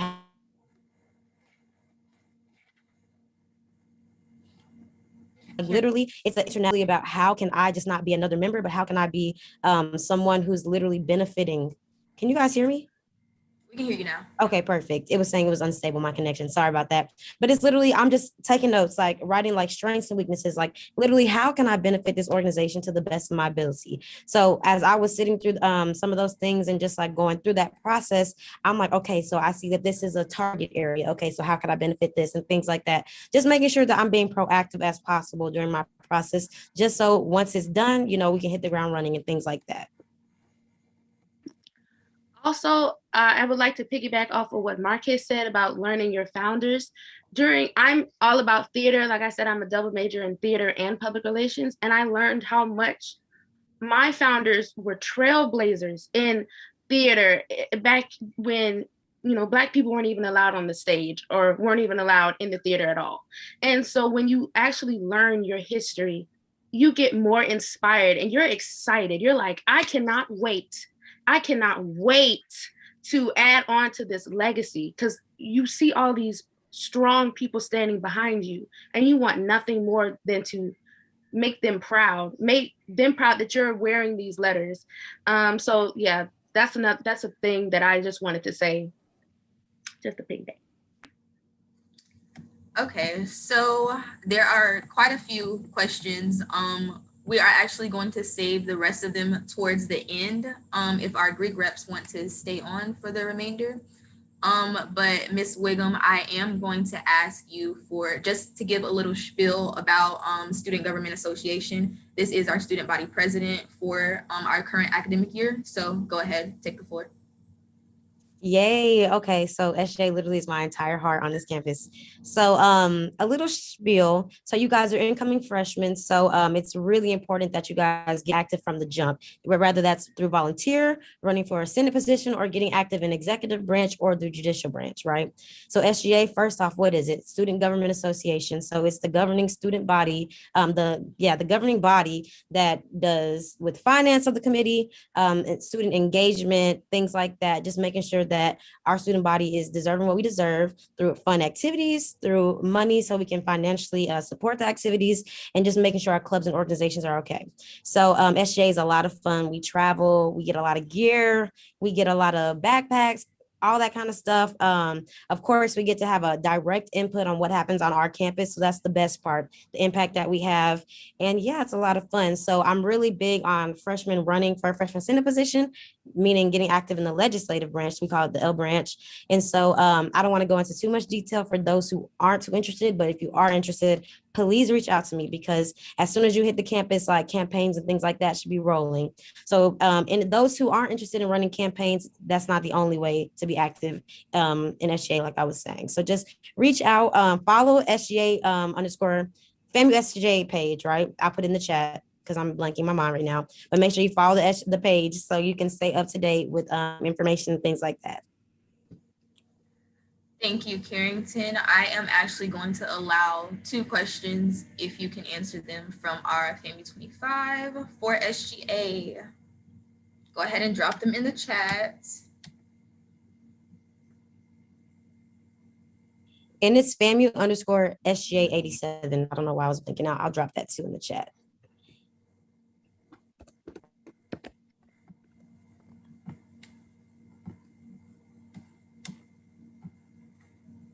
All right, your first question. Did you do SGA before coming to FAMU? I did. I was very active in student government. I ran when I was in 5th grade, my first time ever, and I lost for president. And I was so mad. I was like, let me just keep going. So I went back down. So middle school, I was active. I was running for other councils outside of school and things like that, just staying active on boards and legislative bodies. And then when I got to school, that's when I ran for a Senate position. And my father was also SGA president. So I would come visit FAMU for homecoming, and we would literally come like Thursday and stay Monday. And I'm like, can we like leave? And he would make me sit in the Senate meetings. So that's when I was like interested, and I got familiar with the Senate, and I was like, oh yeah. So I was prepared. So I would love to give someone else the opportunity to be prepared and knowledgeable about like how the Senate runs and things like that. Let's see. And someone said, drop your Instagram. I'll drop mine as well, please. Just feel free to DM me about any questions so we can have more in-depth conversations about SGA. And as you're dropping that, Carrington, we actually have another amazing question. It says, what advice can you give for campaigning? Right. Okay. So I don't know if you know or not, but campaigning is literally a huge asset on our campus. Like FAMU literally sets the campaigning standards. So I would just say, know your purpose before you even try to pursue. Like that's so important, because if you're campaigning and you don't have a purpose, I think the student body, just to be transparent, the student body can see through that easily, you know, and you just don't really want those complications like with yourself, you just in case it's something that you really don't want to do, but just in case, you know, it's a tough crowd, just being honest. So just make sure you have your purpose, your why, you know, why would you like to be a part of this? Why do you want to run? You know, what are your platform points? That's the next thing. What are your platform points? So that comes in with the why. So after you figure out the purpose, now you got to figure out your action items. So what would you actually like to see your student body accomplish, your class accomplish, right?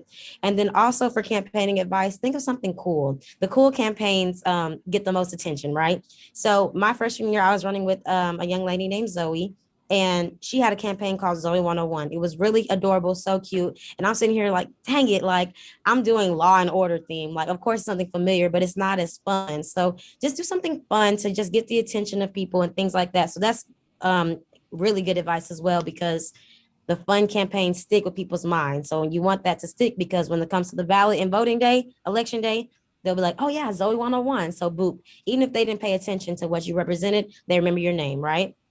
Right, Marcus, my VP, Marcus Thomas, he was Fresh Prince of FAMU. Like, that's really memorable. That's awesome, right? And then my last piece of advice is to, of course, anything you pursue on campus, reach out to someone in the organization, right? So reach out to people who are in SGA, reach out to people who are in the Senate, if that's something that you want to run for. Reach out to people. They'll, you know, give you the ins and out. They'll help you essentially, you know, tell you who you can reach out to, what kind of materials you need. So I think the biggest thing about campaigning is do your research. I've been saying that all day since I jumped on, but do your research. It really will save you a lot of time, effort, and pain. Thank you so much, Carrington. Thank you, guys. Thank you all again for our speakers. Family 25, again, thank you for the questions. We're going to move on to a brief intermission, so we will return in about 3 minutes. So stretch, but if you want to sit and wait, we will be also showing acceptance day clips.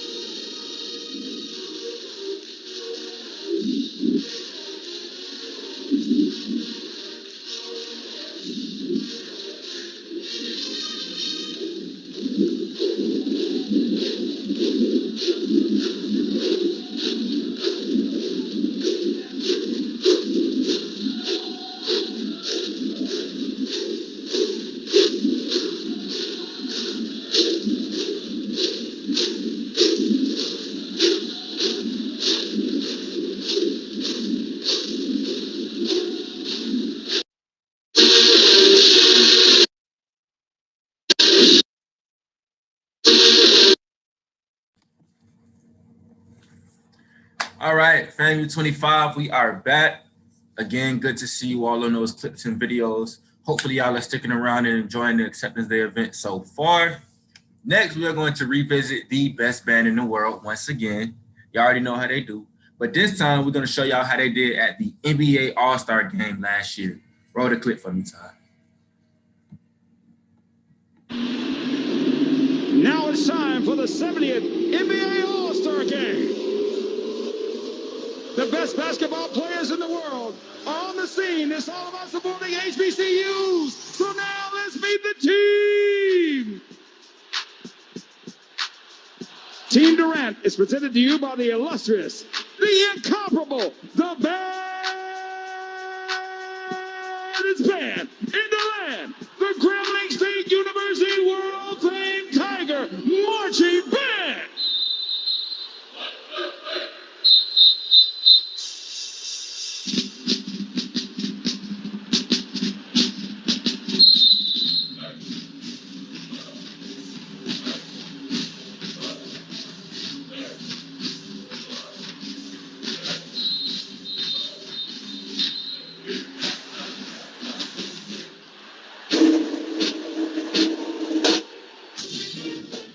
First up for Team Durant, the head coach, making his third All-Star appearance from the Philadelphia 76ers, Doc Rivers. And now the reserves for Team Durant. A three-time scoring champion and 2018 NBA MVP, making his ninth All-Star appearance from the Brooklyn Nets. You know, you better fear the beard, James Harden. Making his All-Star Game debut is the high-flying two-time slam dunk champion.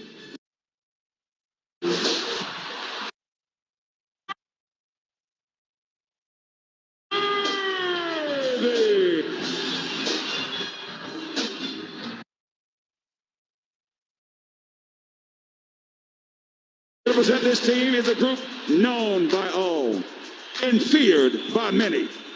They are the Florida A&M University incomparable marching 100 band.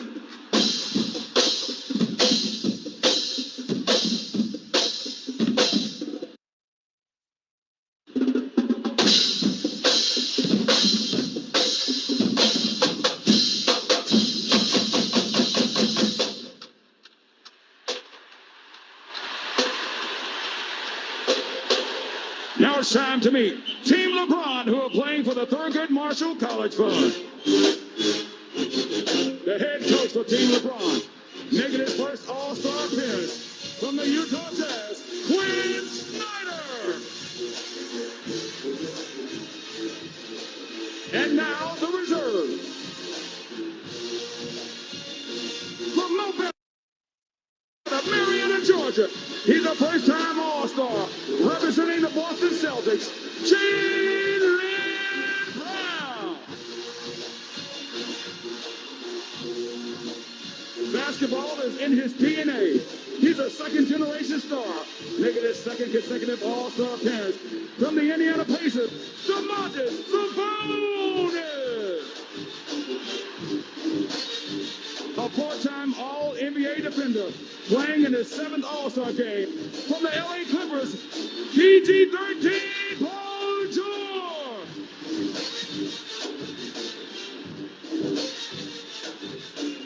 In any joint, he runs the point.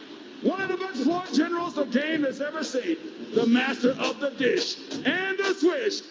For the Phoenix Suns, Chris Paul.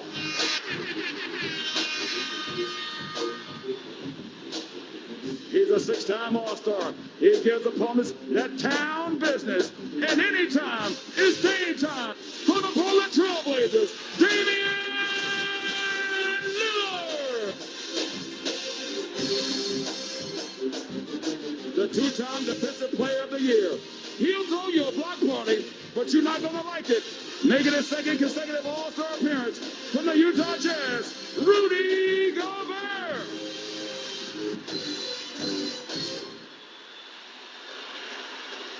Now, let's meet the starters for Team Lebron. He captured the scene in 2019. He's been Rookie of the Year and an All-Star for the second straight year. Simple and plain, he got game. For the Dallas Mavericks, Luka Doncic.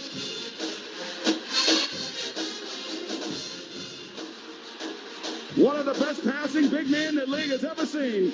He's a three-time All-Star. His game is no joke, but they call him the Joker. From the Denver Nuggets, Nikola Jokic. A two-time NBA MVP. His crisscross is so deaf. Considered one of the greatest scorers ever. This is his seventh All-Star appearance from the Golden State Warriors, Stephen Curry.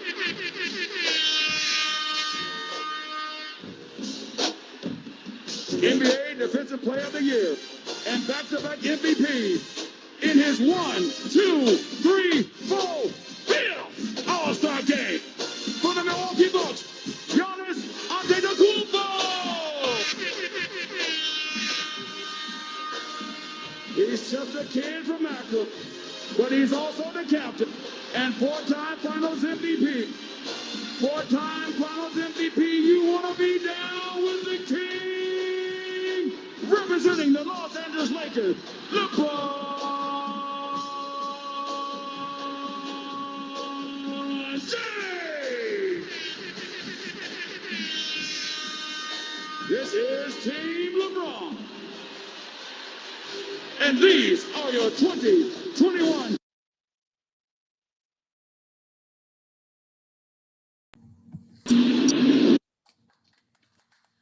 Ooh, oh my gosh. I know y'all heard the Marching 100 in the background. They are amazing. What do you think tomorrow? They're phenomenal.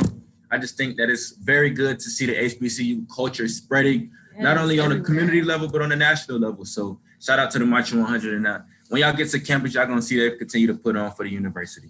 Yes. So FAMU 25, don't forget to keep dropping your Instagram handles in the chat. Be sure to follow us and we will follow you back. Mm-hmm. All right. So next on the agenda, we are going to have a campus virtual tour. So if you haven't had the chance or the option to come tour in person, you'll see it virtually. But, you know, you have to come to the campus and take in all the wonderfulness, you know? Definitely. All right, go ahead.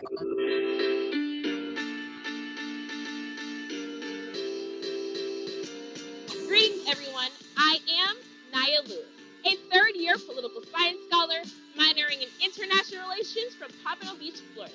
And I'm here to welcome you to the university on the highest of 7 hills in Tallahassee, Florida Agricultural and Mechanical University.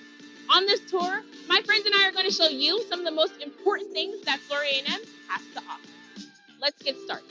Where I'm standing right now is the Eternal Flame, which is considered the center of the campus of Florida A&M. It was awarded to the campus by Time Magazine and the Princeton Review in 1997 and 1998 for being the College of the Year. The Eternal Flame is surrounded by many wonderful things that the students find useful in their day-to-day campus life, starting with Coleman Library, which is the main library here on campus and serves as one of the most popular places on campus for students to study.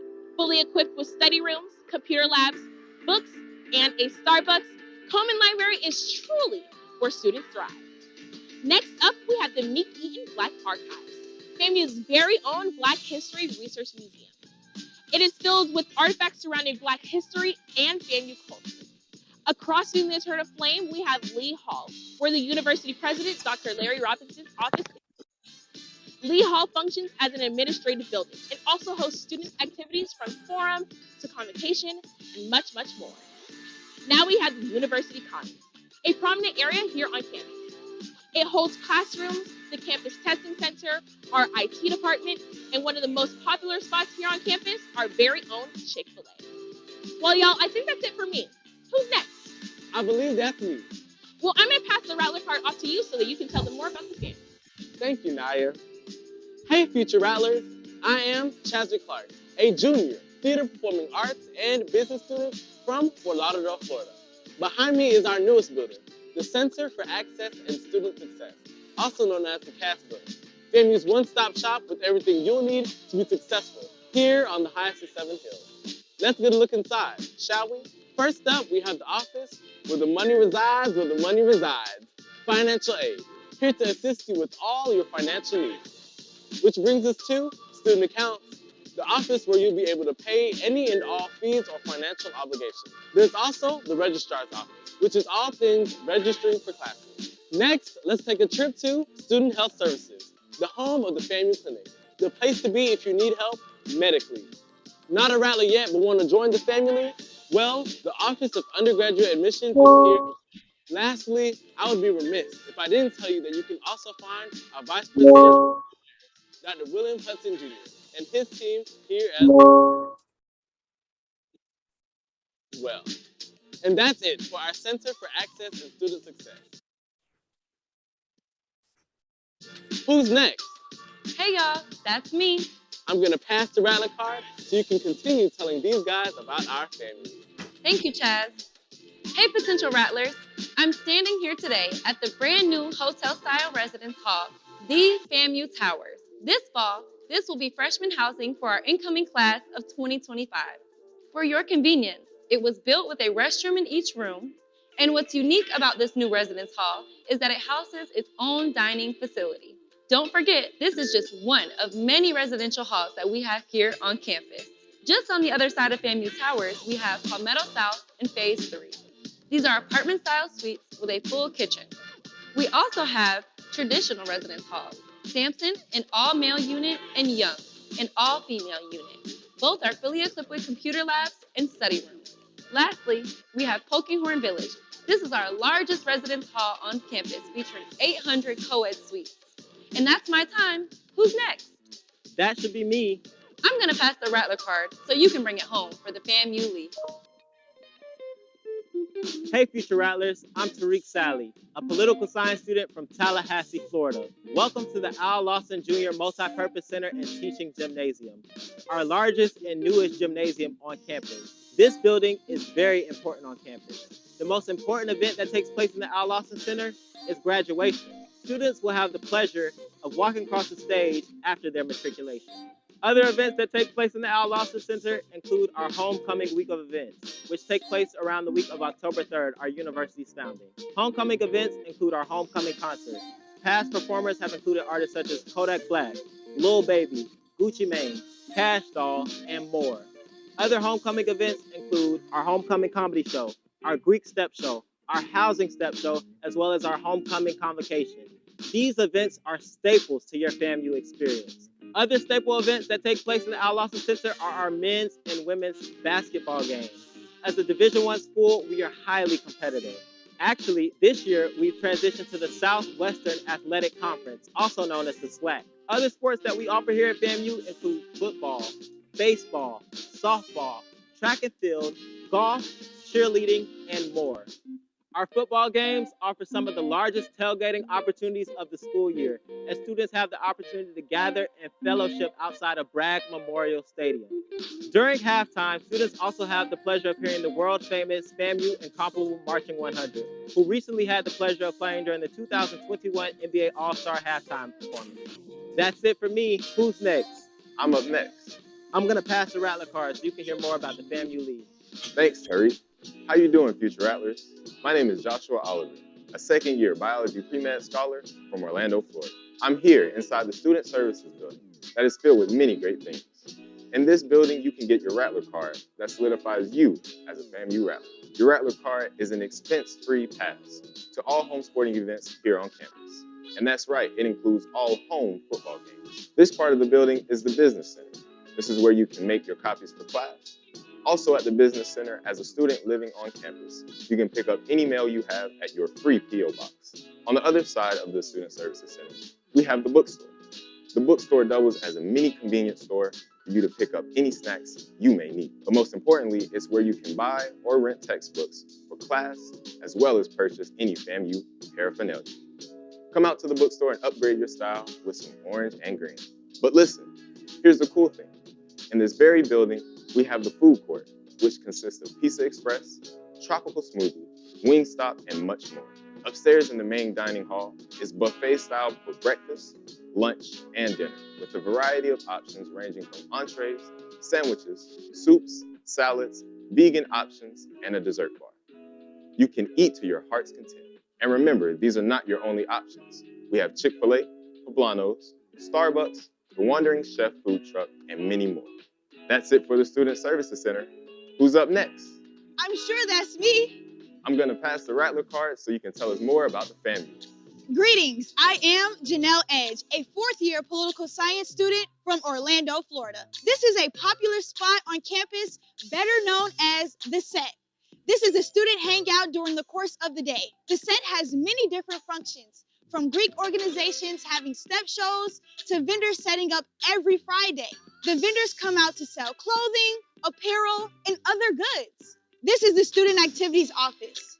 The Student Activity Office oversees all clubs, groups, and organizations chartered here on campus, including Greek organizations, dance troops, modeling troops, and community service organizations.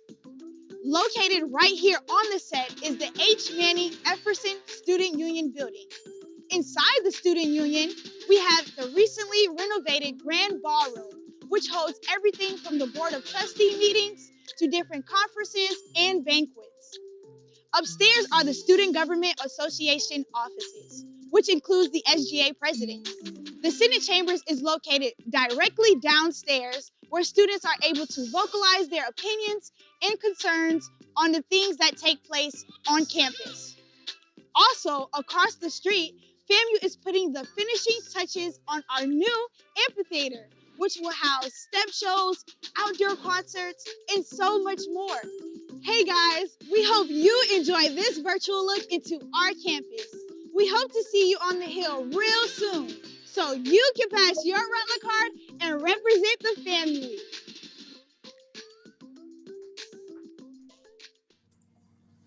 That was an amazing tour. Thank you to everyone who participated in that virtual tour. That was a great video. Hope you guys could grasp the beauty of campus. But like Winnie said earlier, you really have to come up here to Tallahassee, Florida, and just walk these beautiful hills and just see what the campus has to offer. Moving forward, we're going to have messages from our deans who govern the schools and colleges here at FAMU. Hello, students. I am Dr. Shante Friday Stroud, Dean of the School of Business and Industry, better known as SBI, where we produce professionals capable of excelling as leaders across all business and industry sectors globally.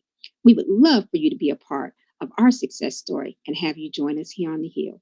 Please make sure to check out all the other Acceptance Day activities and be sure to share your experiences on social media. We look forward to seeing you soon.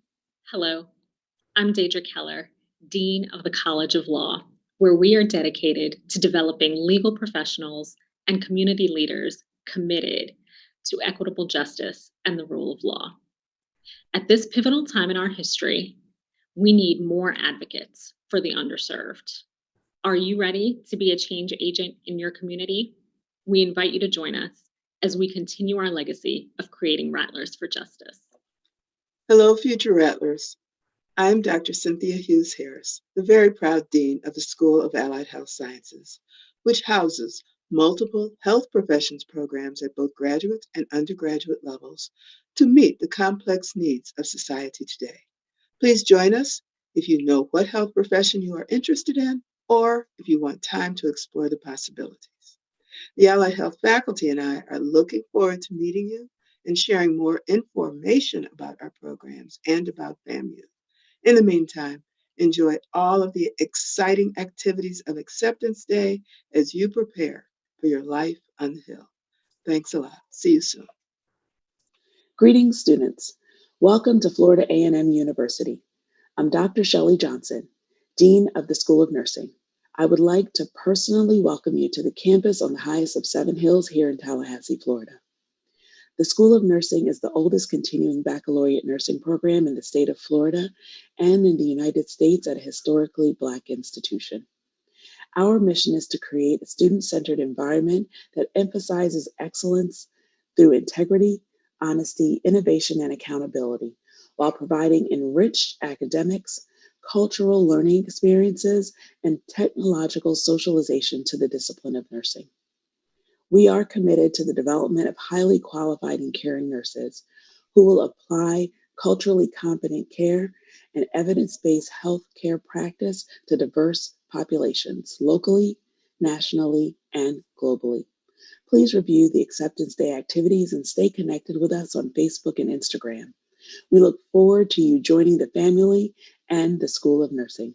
My name is Johnny Early, Dean of the College of Pharmacy and Pharmaceutical Sciences, Institute of Public Health. I look forward to becoming your dean as we work with you to either become a recipient of the Doctor of Pharmacy degree or the BS in Pharmaceutical Sciences degree.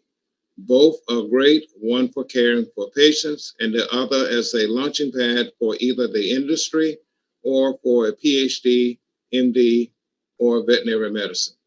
Thank you. Hi students, I'm Dr. Victor Ibranusi, Dean, School of Environment, where great things on the environment happen all the time. Our academic programs in environmental science and environmental studies will prepare you in providing sustainable solutions on the environment. We would love for you to be part of our success stories and have you on the hill. Please check out the other Acceptance Day activities and be sure to share your experiences on social media. We hope to see you soon. Thank you. Greetings, future rattlers.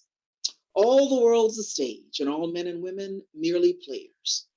What role will you play as a student in the College of Social Sciences, Arts, and Humanities, where we proclaim that we are the conscience of the Academy? I am your Dean, Valencia Matthews. Here, we produce dynamic leaders, exceptional artists, and extraordinary social activists who change the world. We applaud you for joining us here on the Hill, where you too will claim your fame. Good afternoon. I'm Dr. Betty Grable, Interim Dean of the School of Journalism and Graphic Communication. Congratulations on your acceptance into FAMU. We're so excited for you and hope you are excited as well to join our more than 500 students here in our program who are working hard and succeeding in their educational training here. When you leave our program with your degree, you will be ready to take on the professional world in the field of journalism and graphic communications. Congratulations to you again. Hello, my name is Allison Watson, and I serve as the Dean for the College of Education. We are delighted to welcome you in the College of Education, and we want you to know that you're in the right place.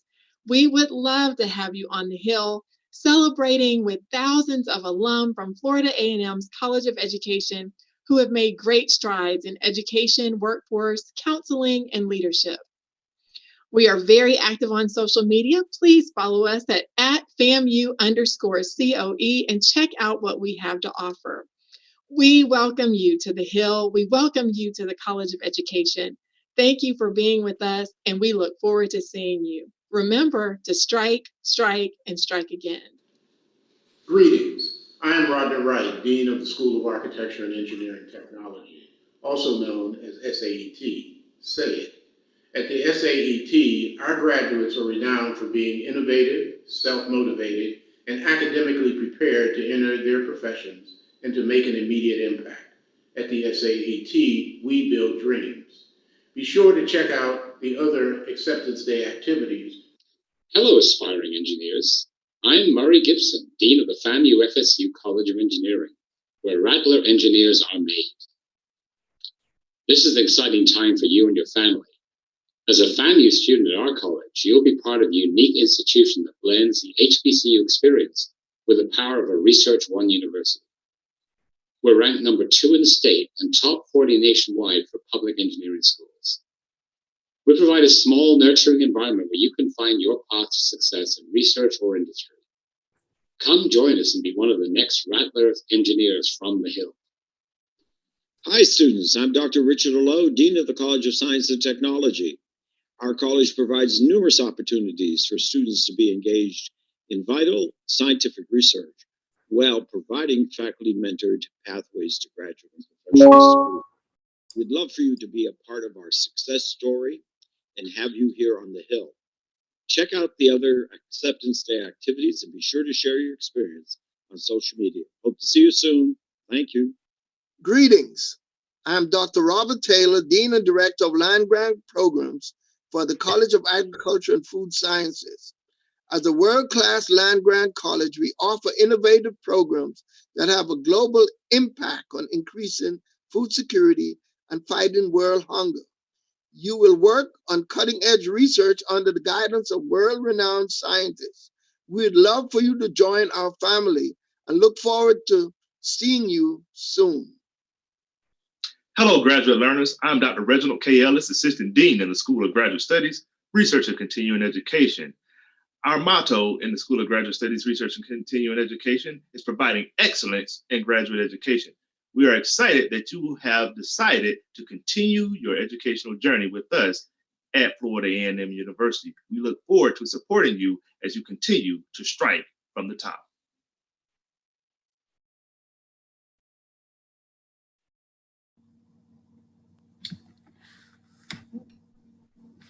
All right, thank you from our deans. Shout out to Dean Cynthia Harris Hughes, Allied Health Dean, that is our dean.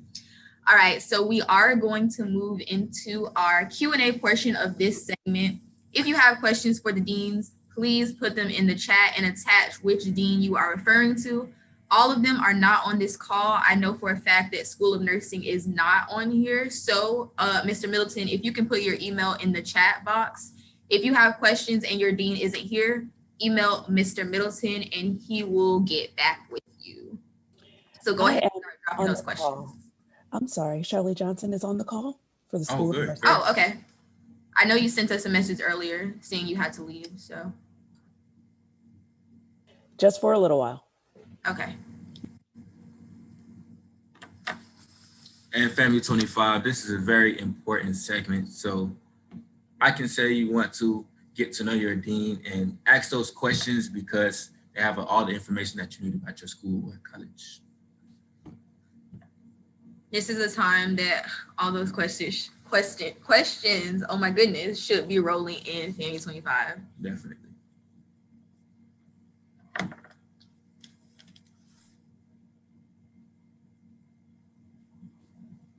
Mic is hot.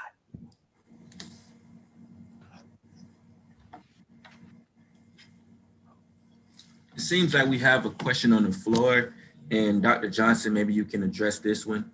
It says, so I'm stuck between doing nursing and pharmacology as my major. Is there any advice or experiences that anyone could give me to choose the correct major? Well, there's a doctorate in pharmacy and you're an undergrad, so you could get the bachelor's in nursing and then move over to the College of Pharmacy for your graduate studies. Just a thought. Okay, thank you for answering that question. We have another one that says, how often should I visit my dean? Anybody can grab that. Well, I can say that in the College of Education, we have an open door policy. And one of the highlights of the day is when students come by to see us and talk to their department chairs, their program coordinators, or their deans. Similarly. Go ahead. All right. Dr. Friday Stroud, why don't you answer? No, I'll defer to you, Dr. Hughes Harris. I think most of us have an open door policy of some sort. We also, and those are great opportunities for casual visits. We encourage true appointments if you need extended time with a dean. And you'll also recognize that your deans visit you quite often during classes, special events, and just whenever there's an opportunity. Also, I wanted to mention that within the School of Architecture and Engineering Technology, there's a freshman course that both that I share as dean, as well as your primary advisor is the faculty of record. And so the opportunity to visit during that period is available as well. And I saw in a chat, there was a question about what does the learning experience usually involve? And depending on which of the programs that you engage, Most of them are very one-on-one instruction in architecture, the division of architecture. There's the studios experience and engineering technology. There are many lab experiences as well. And so I think that you'll find that the faculty are always available, as well as the division directors. Hello, I'm Dr. Betty Grable, the interim dean of the School of Journalism and Graphic Communication. I see there's a question in the chat from Jasmine Patrick that says, if I am a graphic design major, would SJGC accept my AP scores that are coming this summer, especially for the arts? I would suggest that you contact our graphic communication division director. I will place his email address in the chat, and he, along with our advisors, will take a look at those scores, and we will be able to communicate with you about that specifically. Thank you for the question. And this is Dr. Friday Stroud, Dean of the School of Business and Industry. And to go back to the previous question, as my colleagues have said, most of us have open door policies. However, if it is something that you want to have a lengthy discussion about, then an appointment is needed. But many times you will see us in the hallway, outside the building. We have our SBI forum activities and sessions where students get an opportunity to ask questions. I would say though, while having a conversation with the dean is very important, really who you need to have ongoing conversations with would be your advisor. Because your advisor is going to help to ensure that you are on track to graduate, that you're taking the appropriate courses, and that we can triage whatever situations you may have to get you to the right resources that are available, not only for you within the School of Business and Industry, but also campus-wide, a lot of which those resources were shown on the video earlier. So know that we are available, we are accessible, but we also have a team of people that are here working exceptionally hard to ensure you all's success and that you have a great collegiate experience. Because as I tell our students here in SBI, I thoroughly enjoyed my 5.5 years at Florida A&M University, but please don't be confused. In 5.5 years, I did 4 internships, walked out with 2 degrees, and your academics are your primary concern while you're here. And we want to ensure that you have everything that you need to be successful. We're here to do our part. We need to make sure that you're doing your part. And so I would like to add to that. I'm Valencia Matthews, and I'm the Dean for the College of Social Sciences, Arts, and Humanities. And we certainly provide many opportunities to interact with the students, because one thing that I can say about the Dean's Council is we love students. You all are the reason that we are here, and we want to make sure that we treat you as such. And so here in the college, there are 2 opportunities that are regular that we get to interact with students. One is called Chatting with the Chair, and that's where you get the opportunity to learn and connect with your chair. And then the other is Dialoguing with the Dean, where I set up monthly open meetings where students can come in virtually to talk to me whenever they want. And those are specific times that will be announced as the fall approaches. So welcome. In pharmacy, our structure is in some ways, 2 important ways, similar to most colleges, and as you just heard, SBI. We also have a forum session, which is where we bring 2 groups together, either the pre-professional or the professional. And we also have a setup of advisors for both the PharmD or Doctor of Pharmacy program, and also for the BS in Pharmaceutical Sciences. The latter degree is our newest. We just graduated the first 9 people. And just now for the rising learners, we have placed all but one of them in an experiential program in the summer in somebody's laboratory. That degree program and 2 majors in that program in particular, pharmacology tox and medicinal chemistry, are exceptional launch pads for medical school or any degree of that sort. Thank you. Okay, thank you, deans for answering that question. We have another question that says, what college is a philosophy major in? I believe that's College of Arts and Social Sciences, Arts, and Humanities is where you will find philosophy. Amazing. Our next question says, as a student majoring in nursing, how was the course load for the first 2 years? Well, the course load is very similar as it would be for any other student at that point. You're just working on your general education. You have to get your course done, what's required by the state of Florida. So it is, to me, it eases you into higher education, and you have your advisors there to help to make sure that you're balancing your sciences with your English and I think social work and psych, those kind of studies, so that you're not completely overwhelmed with maybe heavy science and math. So we're with you to help you make your schedule. Okay, thank you. This is a quick question. When do we get assigned advisors? Anyone can take that? The advisors are assigned as soon as the students come into the university, contingent upon their departments, well, the college or school, they're assigned advisors. Thank you so much, Ms. Matthews. Absolutely. Our next question, it can be answered generally for all the deans. It says, what is needed to be successful in your college or school? I think that's a phenomenal question. I agree. I think that's a great question. I'm sorry, Dr. Matthews. I was going to say that I think her name is Sybil Wilkes. When I'm listening to her in the morning or occasionally Dr. Harris, I think one of the things she says is what?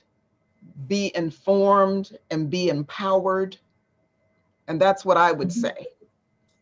That the expectation is that when you come to the university, one of the things that you will do as a part of our collaboration and our team is that you will be informed and therefore you will be empowered. And that's one of the things that's important to, I think, all of us here at the university, meaning that when information is shared, that you know that it's there, you accept it, and you I guess, act accordingly. So for me, I think that's one of the major things. Just be informed, be empowered, because that's what we want to do or continue to do for you here at FAMU. And of course, there are specific ways that you can do that, but that's my global answer.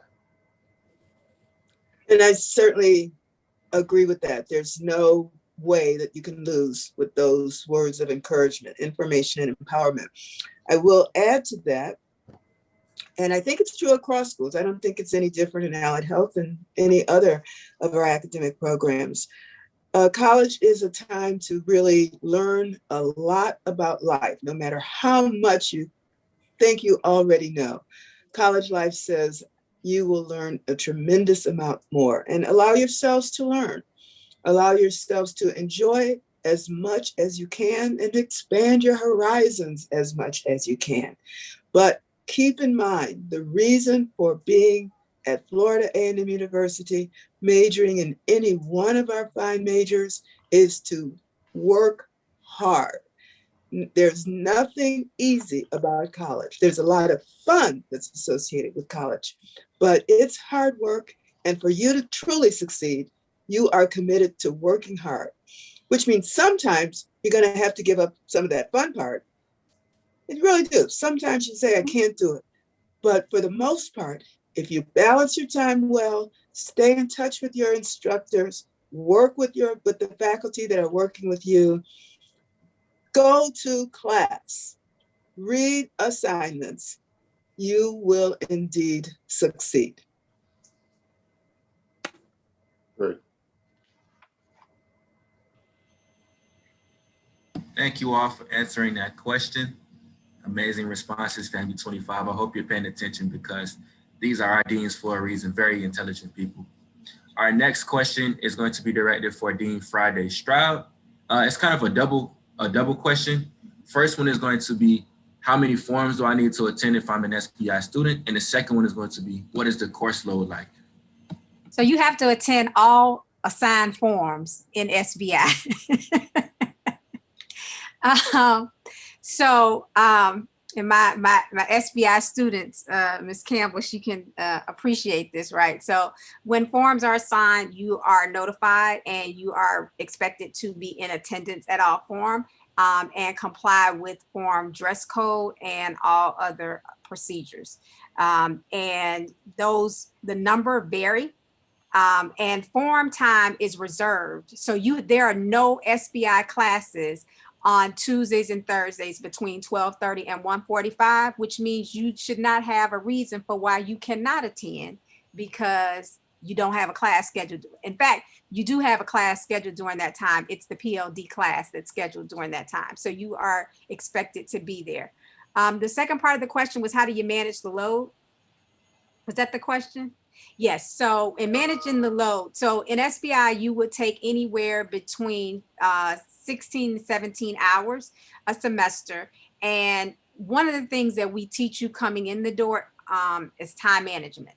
And so you're going to get a lot of information around time management skills. And what I will say is this: our students do not have an issue with managing their time and managing their performance in their academic classes. And I say that because our students are very active, not only in the School of Business and Industry and all the things that we require of them in terms of engaging with our career partners, but many of them are engaged in athletic sports. Many of them are engaged in SGA activities and other clubs and organizations throughout the campus. And so one of the things that I always tell students is really manage your time, right? So determine when you set your schedule, prioritize when you study. We even teach you not just time management skills, but study techniques, learning management techniques to help you such that you're not cramming at the end of the semester trying to prepare for exams, but that you can actually prepare throughout the semester in a way that is manageable while still enjoying life. Remember, I started out saying, I went through here. I thoroughly enjoyed my college years, right? And I believe that you should have a holistic college experience, and that includes the social piece, but you don't do it at the expense of your education. So we're going to give you all the tools that we can to help you succeed. We just need you to make sure that you actually follow them and do your part. And I will put Ms. Campbell on the spot and ask her if she wants to add anything to what I said, being an SBI student. I don't really have that much. Can y'all hear me? Yes. Okay. I don't really have that much to add, but I am a pusher. So like I took 9 classes. Y'all do not have to do that, but I don't know. I've always just loved how hard they push us in SBI. Like I said earlier, that's how I got my commercial real estate internship, and I've learned so much. They actually invited me back and they gave me a promotion. I'm a whole program manager now. So I've just learned so much in SBI, and I really owe majority of my experience at FAMU to SBI. It pushed me to be a leader. It pushed me to stand out and to really go over the things that I want to achieve or want to be involved in. So that's really all I have to add. Thank you. Thank you all so much for addressing that question. And that was a wonderful question. And like we've been saying, the dean, they're here to offer us the tools so we can be successful. All we have to do is put them into action. Yes. You can call the next one. All right, so our next question is going to be, what academic support do you offer for the College of Pharmacy and Pharmaceutical Sciences? A lot. I say that with a smile because the curriculum is a difficult one. Everyone who comes through this curriculum will be challenged. My example was being a biology major, thinking that had really tested me. Well, in fact, it did test me. I had to adjust my studying, everything about my academic life, and I had to appropriately control my social life. I'm a Sigma, and so I did all of the pledge things, all of the chapter events, campus events, etc., sports for the most part. And you have to have discipline to get through a curriculum like this. But we know that there will be instances where you need some extra help. You can get that, like I did, from talking directly to the faculty member right after class. Or in our college we have what we call PharmD teaching assistants. These are the top learners in the PharmD program who serve to tutor in those courses that we know to be the ones that have the most difficulty attached to them. And what we have found, in my last institution, we had the same process. And on both campuses, those who went through that process as a supplement to the classroom work found that their grades increased and the number of failures was significantly reduced in those who use those services. And the other thing that goes with that, we recognize the difficulty of all of the curricula in this building. And so we have relaxation space in front of the building a little bit. And between the wings in the building, we have the Pharmacy and Institute of Public Health courtyard, which has umbrellas and seating capacity and power in order to give some time outside of the classroom, because a good part of your day will be spent in this building and with us. Thanks. Thank you so much, Dean, for addressing that question. That was actually a wonderful question. Our next question is going to be for Dean Watson. It says, how does on-the-job training process work? Well, on-the-job training is very similar to experiential learning, where you are experiencing the workforce as it relates to what you have learned theoretically in your classroom. So it's truly going into your internship space or your experiential space, which is what some of the other deans are sharing, and figuring out how to navigate based on what you learn and how it applies. In the College of Education, you start your very first internship with your very first class. So Introduction to Education, for about 8 weeks, you get to go on the campus of our K-12 Developmental Research School and observe the classroom teachers, observe different grade levels, and see what it's really like to be a teacher. It's in those spaces that you actually grow as a future career professional, and you see, am I in the right field? And is this the path that I want to take? And so that is really, in a nutshell, what we try to do across the campus for experiential learning and workforce development. Thank you, Dean Watson. That was a lovely answer. So our next question is going to be, if someone is double majoring, what is the best way to manage it? And that can go to any dean.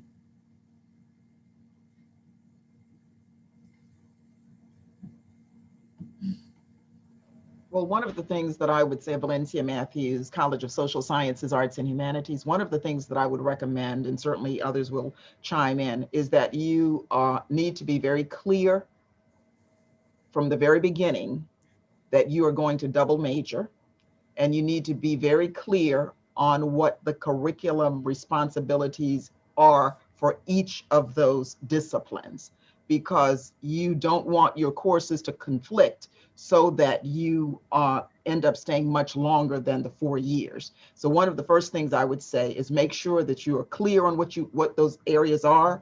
I think you need to certainly talk to the advisors from both areas. I think you certainly need to possibly talk to your chair so that you have a good understanding of when you will need to take the courses, so that you are matching appropriately, because courses tend to conflict sometimes. And one of the things that I would say that I didn't say earlier is that when you come to the university, there's this little thing called your academic map. And if you don't have anything else in your toolkit, you need to have and follow that academic map, because it will get you through the university in the 4 years that Dr. Shante Friday-Stroud talked about. And so as it relates to the double major, that's one of the things that I would say, because I see a number of students, they decide late that they're going to double major, and then courses start to conflict, and it becomes more difficult to navigate that. Yes, and if I may add on to Dean Matthews, I would say not only decide it, communicate it to your advisors at the outset.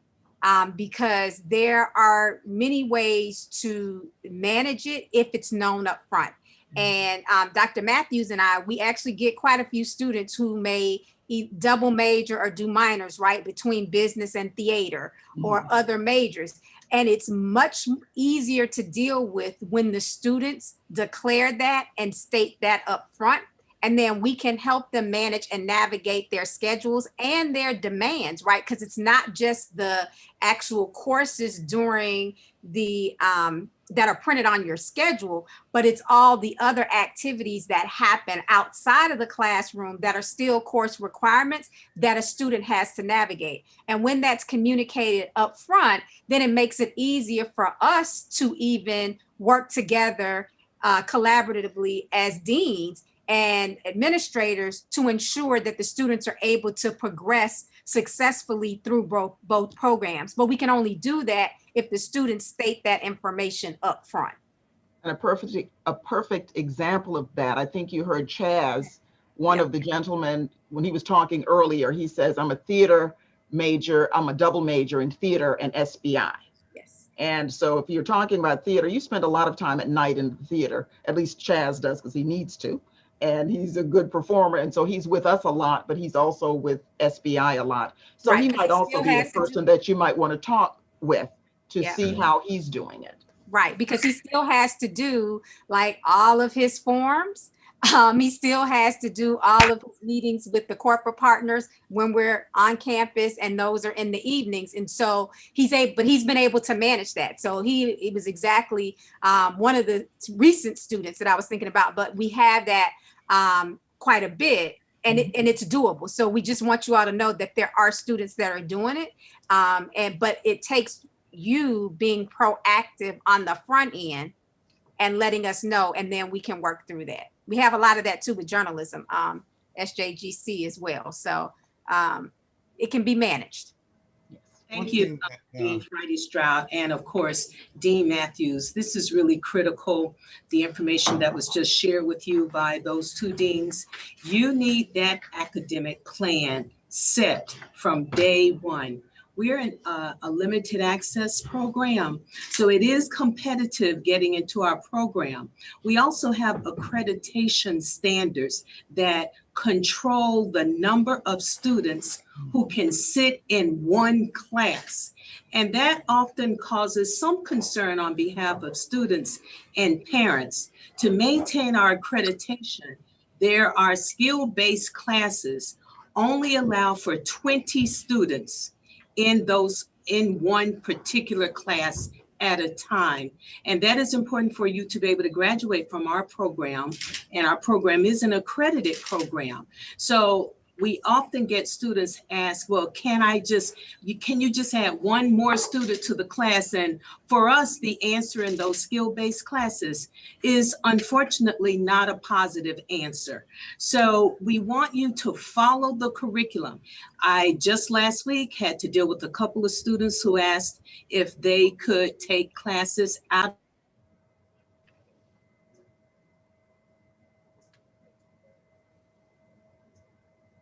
I think we lost our audio. Apologies. Yeah, a technical difficulty in the software. We're sorry.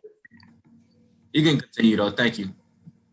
May I make a universal statement that Dean Early, I'm sorry. I'm not sure what Dean was still speaking, but she was muted by accident. She's still speaking. Okay, I'll go next. That was Dean Grable. Short. Thank you so much, young lady. I'll be short, but just to say again, that it is important to follow your advisement plan. That will make sure that you can graduate on time and not run into prerequisite problems near the end of your college career here in journalism, and realize that you can't take a certain class because you've not met the prerequisite. I deal with that problem over and over and over. And unfortunately, we find that a lot of times students did not follow the plan that was devised for them by their advisors at the very beginning of their career here at FAMU. We want you to succeed, and that's why we're here, so that we can give you the best advice. Thank you so much, Damari, for letting me complete my comments. Yes, ma'am. Thank you for your comments. And I hope Family 25 is engaged and listening. As we've been saying, great advice that you all are giving. I know someone else wanted to address this question as well. Yeah. Yes. You will actually be our last question. Okay. I just wanted to say something that at this point, many learners may not ever hear. And that is this set of deans. Well, among these deans, I should tell you, is that there's a person who I actually gave her first job to at the university. And it's a day that some of you have been reminded of because it was the day that the shuttle exploded soon after leaving the launch pad. Not that that is any significance, it was a very cold day, but it shows you how the relationships have been formed among us deans, go back decades. And among the deans, we all like each other and we work well together. And one evidence of that is that with pharmacy and SBI, we are reviving the dual degree program, PharmD and MBA, which is a powerful combination. And so that just shows you the intent and the work of this set of leaders in order to meet the needs and demands and interests of our learner population. Thank you. Thank you so much, Dean Early. And I would like to personally thank all of the deans for taking time out of your busy schedules to come speak to our newest baby rattlers. So we're going to move right along with our program and introduce our gospel choir. Those were great questions. So we're going to go ahead and introduce our solo acts. Thank you.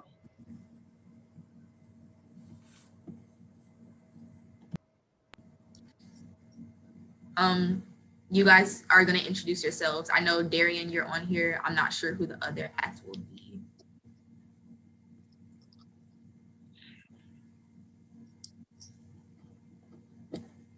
All right. Good afternoon, everyone. I am Darian Bolden Jr., a senior music education scholar from the field that runs the Hill, Jacksonville, Florida. Along with me, I have my assistant director, Miss Lori Just, and I believe some other of our e-board members as well. All right. If you're on the e-board, could you please introduce yourself? Greetings and humble salutations. My name is Myaja Arnold. I am a fourth year English education scholar from Greenville, Florida, and I serve as the president. Greetings, everyone. I am Warren Bowers II, a second-year business administration scholar, hailing all the way from Hollywood, Florida, and I serve as the vice president. Lord, I will lift mine eyes to the hills, knowing my help is coming from you, and your peace you give me in time of the storm,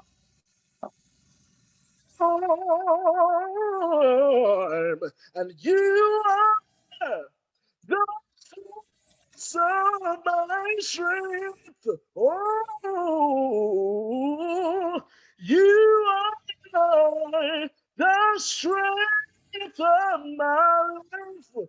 Oh, as I lift my hands in total praise to you. Oh,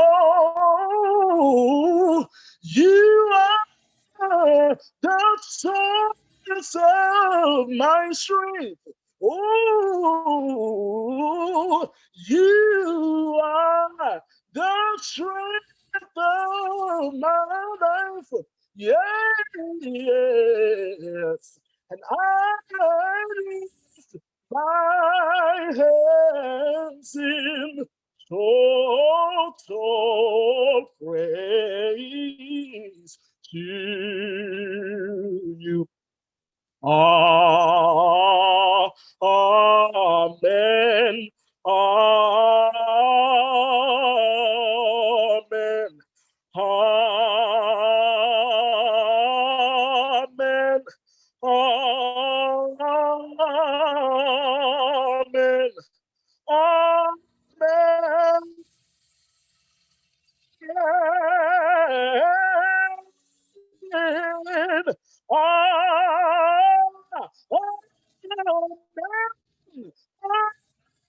Amen.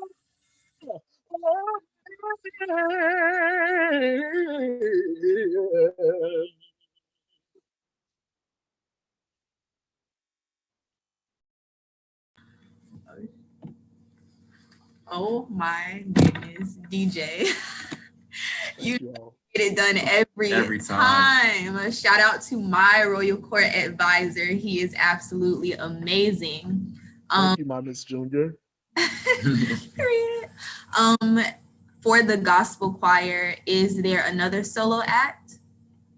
Yes, Miss Lori Just. Okay. Hi, my name is Lori Justy. I am a third-year cardiopulmonary science major from Miami, Florida. I will be with you. I will be with you. I will be with you if you will only trust me, trust me, trust me. I'll never leave you. I'll never leave you. I'll never leave you if you will only trust me, trust me, trust me.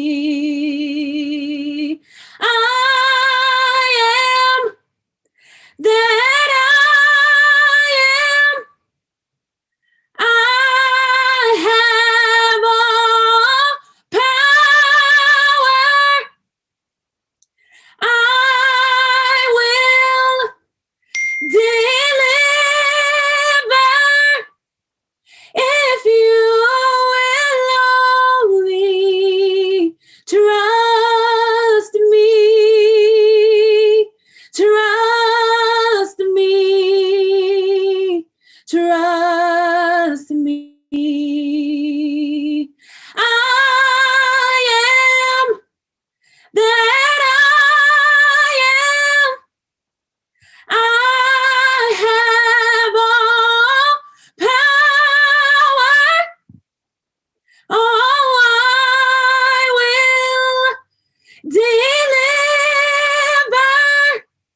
if you will only trust me, trust me, trust me. Ooh. That's all I got. Ooh.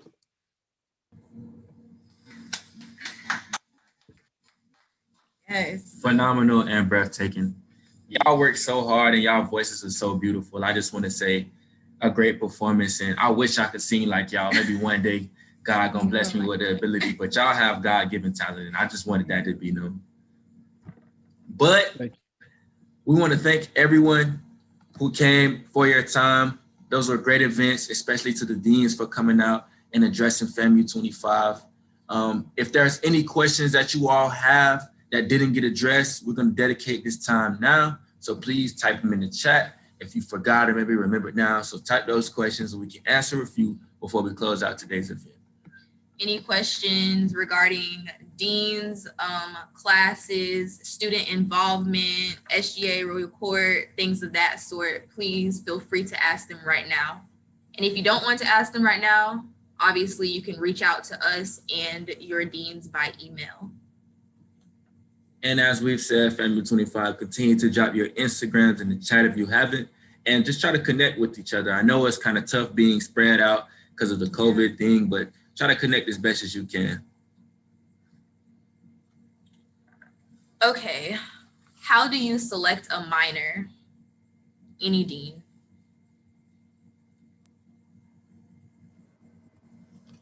So, Valencia Matthews. A lot of folks select minors based upon what they like.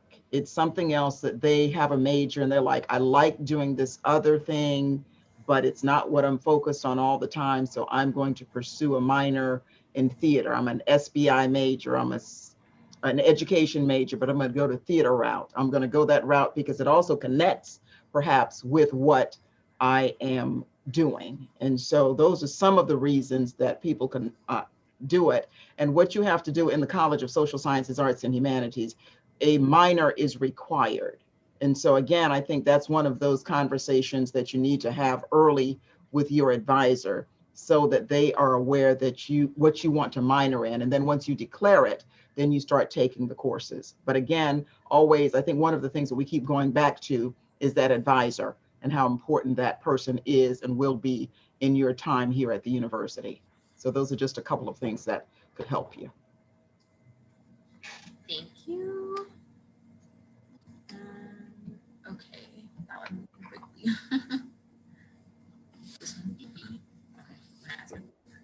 Okay, so a student asks, what computers are recommended for school? Do you mean like laptop to have and do your work? Kanaya?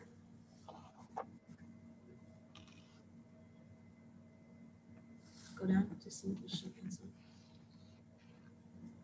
Yes. Yes.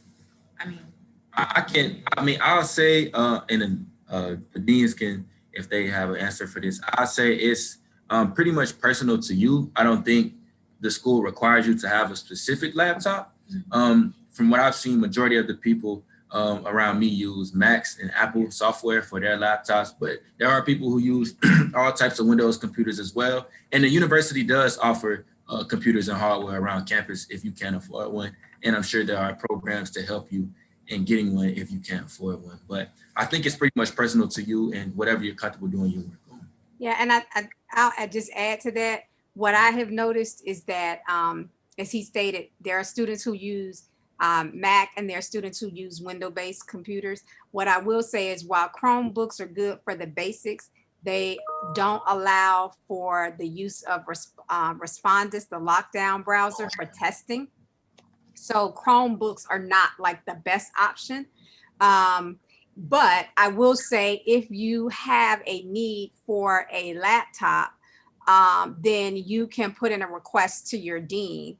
And then the deans have a mechanism through the provost office and the library where we have a process where we manage requests for laptops. And so if you do have a need, you can't afford to purchase one, then you need to share that request either directly with the dean, or many of the deans may have processes through which you would go through your division director or your department chair for that request to come up. So there are multiple ways, but also when we're on campus, between the library and most schools and colleges, well, I should say every college and school actually has a computer lab that students can access in addition to whatever personal laptop that you may have. So Dr. Friday Stroud, when these computers that you're talking about, are they borrowing or are they given to them?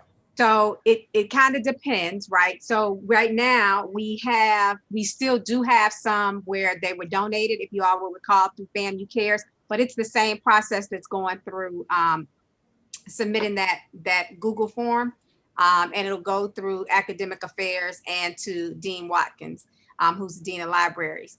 And then most of them, I think now we still have some that are actually donated. What we were trying to do was go back and give students who had received borrowed laptops at the beginning of the pandemic, we were trying to go back and have them turn in the borrowed laptops such that they could get a donated laptop. I believe there's still some donated laptops available. Thank you.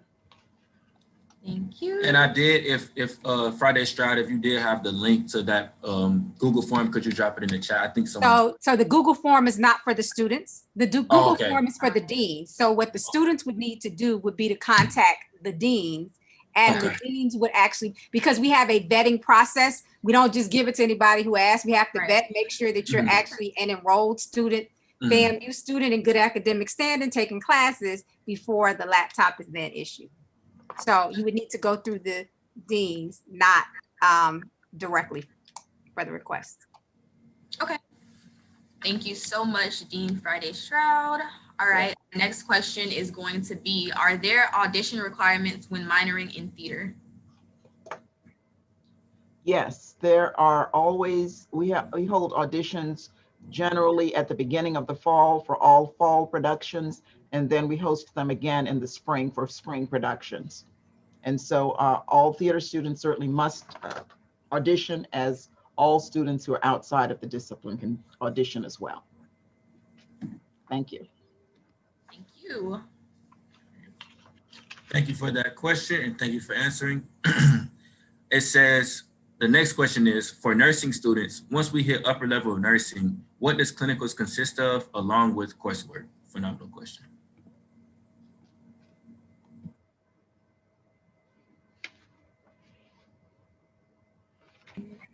Dean Johnson, are you here?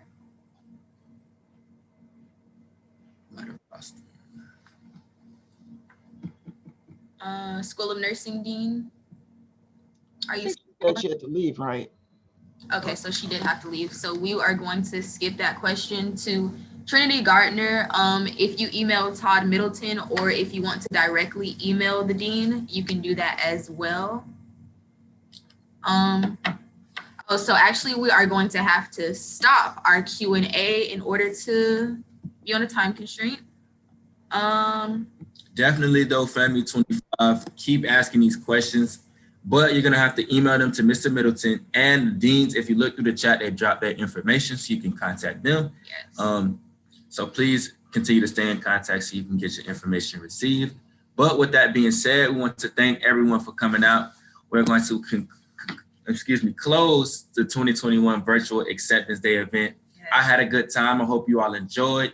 I want to say thank you to all of our participants, and a special thanks to my co-host for being here with me today. Yes, thank you guys so much, Family 25, for staying engaged with us over these past few hours. Your questions have been nothing less of amazing. I can't wait to see you on the Hill. If you see me, you know you gotta speak, okay? Be sure to follow us on Instagram. Damari, if you can type our Instagrams one more time so they can see it. I hope that you all dropped your Instagrams in the chat. Be sure to follow the FAMU Peer Mentors Instagram, because like I said, we are your FAMU Peer Mentors. So he is going to drop our personal Instagrams. Feel free to reach out to us with any questions, please. We are extremely involved on campus. Y'all heard my Rattler resume, okay? All right, Family 25, y'all have a great day. Deans, have a great day, and anyone else involved, you all do well. We are having an after party at 4:30. That's going to feature a DJ, a lot of events, and you all can engage and involve. I know y'all been sitting and muted for a while, but this time you can open up, involve, and connect. So if you have the time, please go ahead and head over to the after party. We're going to drop the Zoom link in the chat. Mr. Middleton should be having that drop soon.